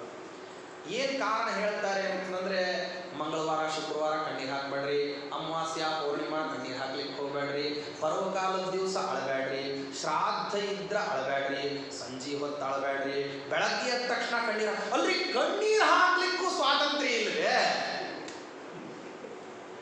ಕೇಳೋರು ಈ ರೀತಿ ಕೇಳಿದ್ರೆ ಏನಂತಾರೆ ಅಂದರೆ, ಕಣ್ಣೀರು ಯಾಕೆ ಹಾಕಬೇಡ್ರಿ ಅಂತಂದರೆ, ನಿಮ್ಮ ಒಂದು ಕಣ್ಣೀರು ಏನಾಗ್ತದೆ ಅಂದರೆ ಮನೆಯನ್ನು ಸಂಪೂರ್ಣವಾಗಿ ತೊಳೆದು ಬಿಡ್ತದೆ. ಅದು ಬರೋದು ಸ್ವಲ್ಪ, ಅದನ್ನು ಮಾಡೋ ಕೆಲಸ ಭಾಳ ಜಾಸ್ತಿ. ಅದಕ್ಕೋಸ್ಕರವಾಗಿ ಹೆಣ್ಣು ಮಕ್ಕಳನ್ನು ಕಣ್ಣೀರು ಹಾಕದೇ ಇರೋ ಹಂಗೆ ನೋಡ್ಕೊಡ್ರಿ. ಯಾಕೆಂದರೆ ಮನೆಯ ಉಚ್ಛಾಯ ಗತಿ ಏನಿದೆಯಲ್ಲ, ಪ್ರಗತಿಪರವಾಗಿರತಕ್ಕಂಥ ಗತಿ ಅಂತ ಅನ್ನೋದೇನಿದೆಯಲ್ಲ, ಅದನ್ನು ನಷ್ಟ ಆಗೋಗ್ಬಿಡುತ್ತೆ ಅನ್ನೋ ಕಾರಣಕ್ಕೆ ಹೇಳಲಿಕ್ಕೆ ಹೊರಟಿದ್ದು. ಹೆಣ್ಮಕ್ಳು ಸ್ವಾತಂತ್ರ್ಯದ ಹರಣ ಅಂತ ಇವರೆಲ್ಲ ಮಾತಾಡ್ಕೊಂಡ್ರು, ಅದು ಹಾಗಿಲ್ಲ. ಮಂಗಳವಾರ ಅಳಬೇಡ್ರಿ, ಇದಕ್ಕೆ ಅಳಬೇಡ್ರಿ, ಅಳಬೇಡ್ರಿ ಅಂತ ಹೇಳೋದ್ರಲ್ಲಿ ತಾತ್ಪರ್ಯ ಇಲ್ಲ, ಅಳೋದ್ರಿಂದ ಏನಾಗ್ತದೆ ಅದರ ತಾತ್ಪರ್ಯ. ಅದಕ್ಕೋಸ್ಕರವಾಗಿ ಆ ಕ್ರಮದಲ್ಲಿ ಬೆಳಗ್ಗೆ ಎದ್ದ ತಕ್ಷಣ ರೋದನದ ಧ್ವನಿಯನ್ನು ಕೇಳ್ತಿರೋ ಅವನಿಗೆ ಭೀಮಸೇನ ದೇವರು ಅಂತಾರೆ. ಬಹಳ ಪ್ರಜ್ಞಾವಂತಿಕೆಯ ಮಾತನ್ನಾಡ್ತಾರೆ. ಅಮ್ಮ ಕುಂತಿದ್ದ ಕುಂತಿದೇವಿ ಹೇಳ್ತಾರೆ, ಭಿಕ್ಷಾಟನೆಗೋಸ್ಕರವಾಗಿ ಯುಧಿಷ್ಠಿರಾದಿಗಳು ಹೊರಗೆ ಹೋಗಿದ್ರು. ಕುಂತಿದೇವಿಯನ್ನು ಭೀಮಸೇನದೇವರು ಅಂತಾರೆ, ಯಾಕೋ ಎದುರಿಗಿನ ಮನೆಯಲ್ಲಿ ಅಳತಕ್ಕಂತಹ ಶಬ್ದ ಕೇಳಿಸ್ತಾ ಇದೆ. ಅದು ಹೆಂಗಸರು ಬೆಳಗ್ಗೆ ಎದ್ದು ಏನು ಮಾಡ್ತಾ ಇದ್ದಾರೆ ಅಂದರೆ ಹೋರ್ಗರಿತಾ ಕಣ್ಣೀರು ಹಾಕ್ತಾ ಇದ್ದಾರೆ. ಅದು ಯಾಕೋ ಏನೋ ಅನರ್ಥ ನಡೆಯೋದಿದೆ ಅಥವಾ ನಡೀತಾ ಇದೆ ಅಂತ ಅನ್ನೋದನ್ನು ಸೂಚಿಸ್ತಾ ಇದೆ. ಏನಾಗಿದೆ ಅಂತ ನೀನು ಹೋಗಿ ವಿಚಾರಿಸ್ಕೊಂಡ. ಎಷ್ಟು ಧೀಮಂತಿಕೆಯ ಮಾತು. ಯಾವ ಕ್ರಮದಲ್ಲಿ ಪರರಾಗಿರ್ತಕ್ಕಂಥವ್ರು, ಪೋಷ್ಯರಾಗಿರ್ತಕ್ಕಂಥವ್ರು ಇನ್ನೊಬ್ಬರು ಅವರು ಸಂಕಟದಲ್ಲಿದ್ದಾರೆ, ನೇರವಾಗಿ ಹೋಗಿ ಅವರ ಕಣ್ಣೀರನ್ನು ಒರೆಸ್ತೀನಿ ಅಂತನ್ನುವಂಥ ನಡತೆ ಒಬ್ಬ ಪ್ರಜ್ಞಾವಂತನ ಲಕ್ಷಣ ಅಲ್ಲ. ನೀವು ಒರೆಸ್ಬೇಕಾಗಿದ್ದವ್ರ ಕಣ್ಣೀರನ್ನೇ ಆದರೂ ನಿನ್ನ ಕೈಯಿಂದ ಅವ್ರ ಕಣ್ಣೀರು ಒರೆಸಬಾರ್ದು. ಆ ಕಣ್ಣೀರು ಒರೆಸ್ಕೊಳ್ಳಿಕ್ಕೆ ಬೇರೆ ಕೈಯನ್ನು ಬಳಸ. ಬಹಳ ವಿವೇಕಪೂರ್ಣವಾಗಿರ್ತಕ್ಕಂತಹ ನಡೆಗಳಿವೆಲ್ಲ ಶಾಸ್ತ್ರದಲ್ಲಿ. ಇದನ್ನು ಯಾಕೆ ಅಂತಂದರೆ ಇತ್ತೀಚೆಗೆ ಎಲ್ಲರೂ ಕೂಡ ಅವಳು ಅಪತಿಗಳಾಗಿದ್ದಾಳೆ, ಅವಳಿಗೆ ಗಂಡ ಹೋಗಿದ್ದಾನೆ ಅಂದರೆ ನಾನು ಅವಳಿಗೆ ಬಾಳ ಕೊಡೋದಕ್ಕೋಸ್ಕರ ಮದುವೆ ಮಾಡಿಕೊಂಡೆ ಆಚಾರ್ಯ, ಅದನ್ನೂ ನೀವು ಅಧರ್ಮ ಅಂತಿರಲ್ಲ ಅಂತ ಹೇಳಲಿಕ್ಕೆ ಹೋಗುವಂತಹ ಮಹಾಭಾವರುಗಳಿದ್ದಾರೆ. ಯಾಕೆಂದರೆ ನಾನು ಆವಾಗಲೇ ಹೇಳಿದ್ನಲ್ಲ, ಧರ್ಮದ ಸೋಗಿನಲ್ಲಿ ಅಧರ್ಮವನ್ನು ಮಾಡೋದು ಕಂಡುಹಿಡಿಯಲಿಕ್ಕೆ ಅಥವಾ ಇದನ್ನು ಶಿಕ್ಷಾ ಕೊಡಲಿಕ್ಕೆ ಕಷ್ಟ ಆಗ್ತದೆ. ಯಾಕೆಂದರೆ ಇದನ್ನು ಧರ್ಮ ಅಂತಲೇ ಅವರು ಪ್ರತಿಷ್ಠಾಪನೆ ಮಾಡಿದಾಗ ಅದನ್ನು ಅಧರ್ಮ ಅಂತ ಹೇಳುವಂತಹ ಬಗೆ ಹೇಗೆ ನೋಡಿ. ಭೀಮಸೇನದೇವರು ಮಾತಾಡ್ತಾರೆ, ತಾವೇ ಆ ದುಃಖವನ್ನು ಆ ಸಂಕಟವನ್ನು ಪರಿಹಾರ ಮಾಡೋರಾಗಿದ್ದನ್ನು ಕೂಡ ತಾವು ಹೋಗಿ ಏನಾಗಿದೆ ಅಂತ ಕೇಳೋದಿಲ್ಲ. ಕಾರಣವನ್ನು ಬಹಳ ಸ್ವಾರಸ್ಯಕರವಾದಂತ ಹೇಳ್ತಾರೆ. ಯಾವುದೇ ಒಬ್ಬ ಹೆಣ್ಮಗಳು ಕಣ್ಣೀರು ಹಾಕುವಂತಹ ಸಂದರ್ಭದಲ್ಲಿ ಅವಳ ಮುಖದ ವಿಕಾರ ಏನಾಗಿರ್ತದೋ ಆ ವಿಕಾರವನ್ನು ಪರಪುರುಷನಾದಂಥವನು ನೋಡಬಾರದು. ಯಾವ್ಯಾವ ಸಂದರ್ಭದಲ್ಲಿ ಇನ್ನೊಬ್ಬ ಸ್ತ್ರೀಯನ್ನು ನಿರೀಕ್ಷೆ ಮಾಡಬಾರದು ಅಂತನ್ನುವಂಥದ್ದು ಧರ್ಮಶಾಸ್ತ್ರದ ವಚನಗಳಿದ್ದಾಗ ಅದನ್ನೆಲ್ಲವನ್ನು ಮನಸ್ಸಿನಲ್ಲಿ ತಂದುಕೊಂಡು ವಿವೇಕ ಅಂತನ್ನೋದು ಬಹಳ ವಿಚಿತ್ರವಾದಂಥದ್ದು. ಸೀಮೆ, ಧರ್ಮದ ಸೀಮೆ, ಮರ್ಯಾದೆಯ ಸೀಮೆ, ಮಾನದ ಸೀಮೆ, ಇದಕ್ಕೆಲ್ಲದಕ್ಕೂ ಬಹಳ ಒಂದು ಸೂಕ್ಷ್ಮವಾದಂತಹ ಎಳೆ. ಕುಂತಿದೇವಿಯನ್ನು ಕಳಿಸ್ತಾರೆ. ಕುಂತಿದೇವಿ ಹೋಗಿ ವಿಚಾರಿಸ್ಕೊಂಡು ಬಂದಾಗ ಅಲ್ಲಿ ಗಂಡ ತಾ ಸಾಯ್ತೀನಿ ಅಂತಾನೆ, ಮಗಳು ತಾ ಸಾಯ್ತೀನಿ ಅಂತಾನೆ, ಮಗ ತಾನು ಸಾಯ್ತೀನಿ ಅಂತಾನೆ, ಹೆಂಡತಿ ತಾ ಸಾಯ್ತೀನಿ ಅಂತ. ಗಂಡ ತನ್ನ ಕಾರಣ ಕೊಟ್ಟುಬಿಟ್ಟು ನಾ ಸತ್ತು ಬಿಟ್ರೆ ನೀವು ಬದುಕೋತೀರಿ, ಅದರಿಂದ ನೀವು ಚೆನ್ನಾಗಿರ್ಬೋದು ಅಂತ. ಹೆಂಡತಿ ಅಂತಾಳೆ, ನಾನು ಸತ್ತು ಬಿಟ್ರೆ ನೀವು ಇನ್ನೊಂದು ಮದುವೆ ಆದ್ರೂ ಮಾಡಿಕೊಂಡು ನೀವೇನು ಮಾಡ್ಬೋದು, ಮಕ್ಕಳನ್ನು ಪೋಷಣೆ ಮಾಡ್ಬೋದು, ನಾನು ಸಾಯ್ತೀನಿ ಅಂತಾಳೆ. ಮಕ್ಕಳು, ನಾವು ವಾಸ್ತವದಲ್ಲಿ ಶರೀರವನ್ನು ನಿಮ್ಮಿಂದ ಪಡೆದು ಬಂದಿದ್ದೀವಿ, ನಾವೇನಾದ್ರೂ ಶರೀರ ಕೊಟ್ಟವ್ರಿಗೆ ಉಪಕಾರ ಮಾಡೋದು ಅಂದರೆ ಅವರ ಪ್ರಾಣಾಂತಿಕವಾದ ಪ್ರಸಂಗ ಬಂದಾಗ ನಮ್ಮ ಶರೀರವನ್ನು ನಾವು ವಿನಿಯೋಗ ಮಾಡಿಬಿಟ್ರೆ ಅದರಲ್ಲಿ ತಂದೆ ತಾಯಿಗಳ ಋಣವನ್ನು ತೀರಿಸ್ಕೊಳ್ಳಿಕ್ಕೆ ಒಂದು ಅವಕಾಶ ಸಿಗ್ತದೆ. ಆದ್ದರಿಂದ ನಾವು ಸಾಯ್ತೀವಿ ಅಂತ ಹೇಳಿ ಮಕ್ಕಳು ಮನ ಕಲುಕುವಂತಹ ದೃಶ್ಯ. ಯಾಕೆ ಈ ರೀತಿ ಅಂತ ಕೇಳಿದರೆ, ಏಕಚಕ್ರ ನಗರದಲ್ಲಿದ್ದಂತಹ ಬಕಾಸುರನ ಭೀತಿ, ಅವನಿಗೆ ಬೇಕಾಗಿರತಕ್ಕಂತಹ ನರಬಲಿ, ಆ ನರಬಲಿಯ ರೂಪದಲ್ಲಿ ಹೋಗಬೇಕಾಗಿರ್ತಕ್ಕಂಥ ಕುಟುಂಬ ಸದಸ್ಯ ಒಬ್ಬವನು ಯಾರು ಅಂತನ್ನುವಂಥ ದೊಡ್ಡ ಪ್ರಶ್ನೆ ಚಿಹ್ನೆ. ಸಮಾಧಾನ ಹೇಳತಕ್ಕಂಥ ಕುಂತಿದೇವಿ ಅಂತಾಳೆ, ನೀವು ಯಾರೂ ಸಾಯೋದೇ ಬೇಡ, ನೀವೆಲ್ಲರೂ ಬದುಕಿ. ಮತ್ತೇನು ಮಾಡ್ತೀನಿ, ನನಗೆ 5 ಜನ ಮಕ್ಕಳಿದ್ದಾರೆ, ಅದರ ಪೈಕಿ ಒಬ್ಬವನ್ನು ಕಳಿಸ್ತೀನಿ ಅಂತ. ಅವ ಕೊಂದು ಬರ್ತಾನೆ ಅಂತ ಹೇಳೋದಿಲ್ಲ ಕುಂತಿದೇವಿ. ಏನಂತಾಳೆ, ನಿಮ್ಮ ಪರವಾಗಿ ನರಬಲಿ ಕೊಡೋದು ಬೇಡ, ನಿಮ್ಮ ಆಶ್ರಯದಲ್ಲಿ ನಾವಿದ್ದೀವಿ, ನಿಮ್ಮ ಋಣವನ್ನು ತೀರಿಸ್ಲಿಕ್ಕೆ ನನಗೊಂದು ಅವಕಾಶ ಇದೆ, ಅದಕ್ಕೋಸ್ಕರ 5 ಜನ ಮಕ್ಕಳಲ್ಲಿ ಒಬ್ಬನನ್ನು ಕಳಿಸ್ತೀವಿ. ಅವರು ಯಾಕೆ ಅಂತ ಕೂಡ ಕೇಳಿಲ್ಲ. ಏಕೆಂದರೆ ನಮಗೆ ಬೀಳತಕ್ಕಂತಹ ಸಮಸ್ಯೆ ಬೇರೆಯವರೊಬ್ಬರ ತಲೆ ಮೇಲೆ ಬಿತ್ತಲ್ಲ. ಅಬ್ಬಾ, ನೀವು ಎಂಥ ಕಾರುಣ್ಯವಂತರು, ನಿಮ್ಮ ಮಕ್ಕಳನ್ನು ನೀವು ಬಲಿ ಕೊಟ್ಟು ಇನ್ನೊಂದು ವ್ಯಕ್ತಿಗಳನ್ನು ಉಳಿಸ್ಕೊಳ್ತಿದ್ದೀರಿ ಅಂದರೆ ನಿಮ್ಮಷ್ಟು ಔದಾರ್ಯವಂತರಾದಂತಹ ವ್ಯಕ್ತಿಗಳು ಜಗತ್ತಲ್ಲಿದ್ದಾರೆ ಅಂತ ಕೊಂಡಾಡಿದ್ರು.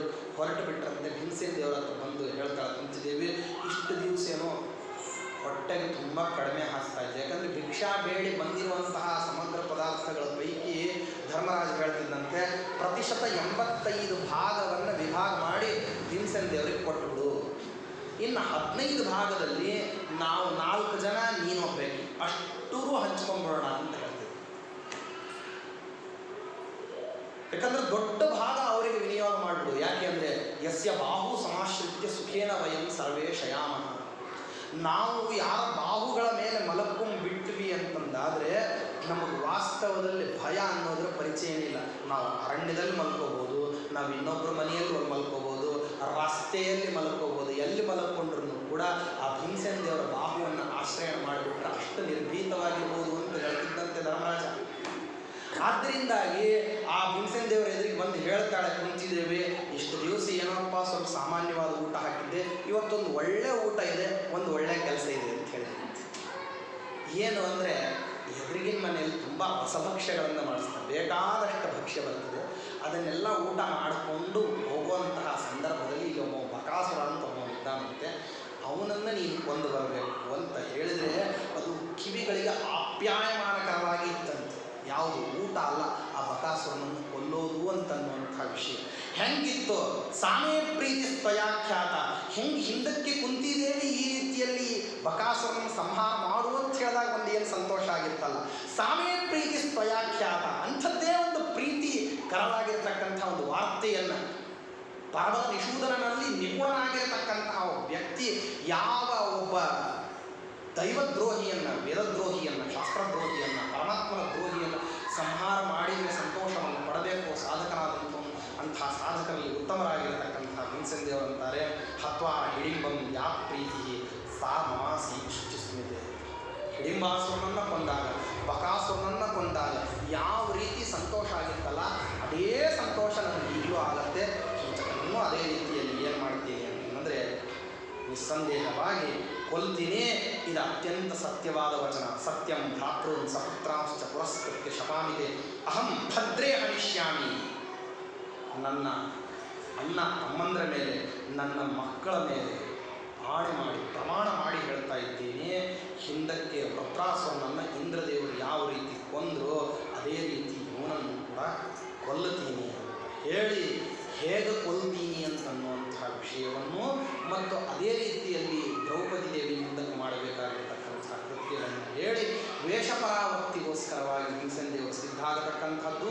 ಭೀಮಸೇನ ದೇವರು ಕೀಚಕನನ್ನು ಕಾಣಲಿಕ್ಕೆ ಹೋಗತಕ್ಕಂಥ ಸುಂದರವಾದಂಥ ಸ್ತ್ರೀ ವೇಷಧಾರಣೆ, ಅದನ್ನು ಏನು ಹೇಳ್ತಾರೆ ಅದನ್ನು ನಾಳೆ ಶ್ರೀಕೃಷ್ಣ ಹರೇ. ಹಾಂ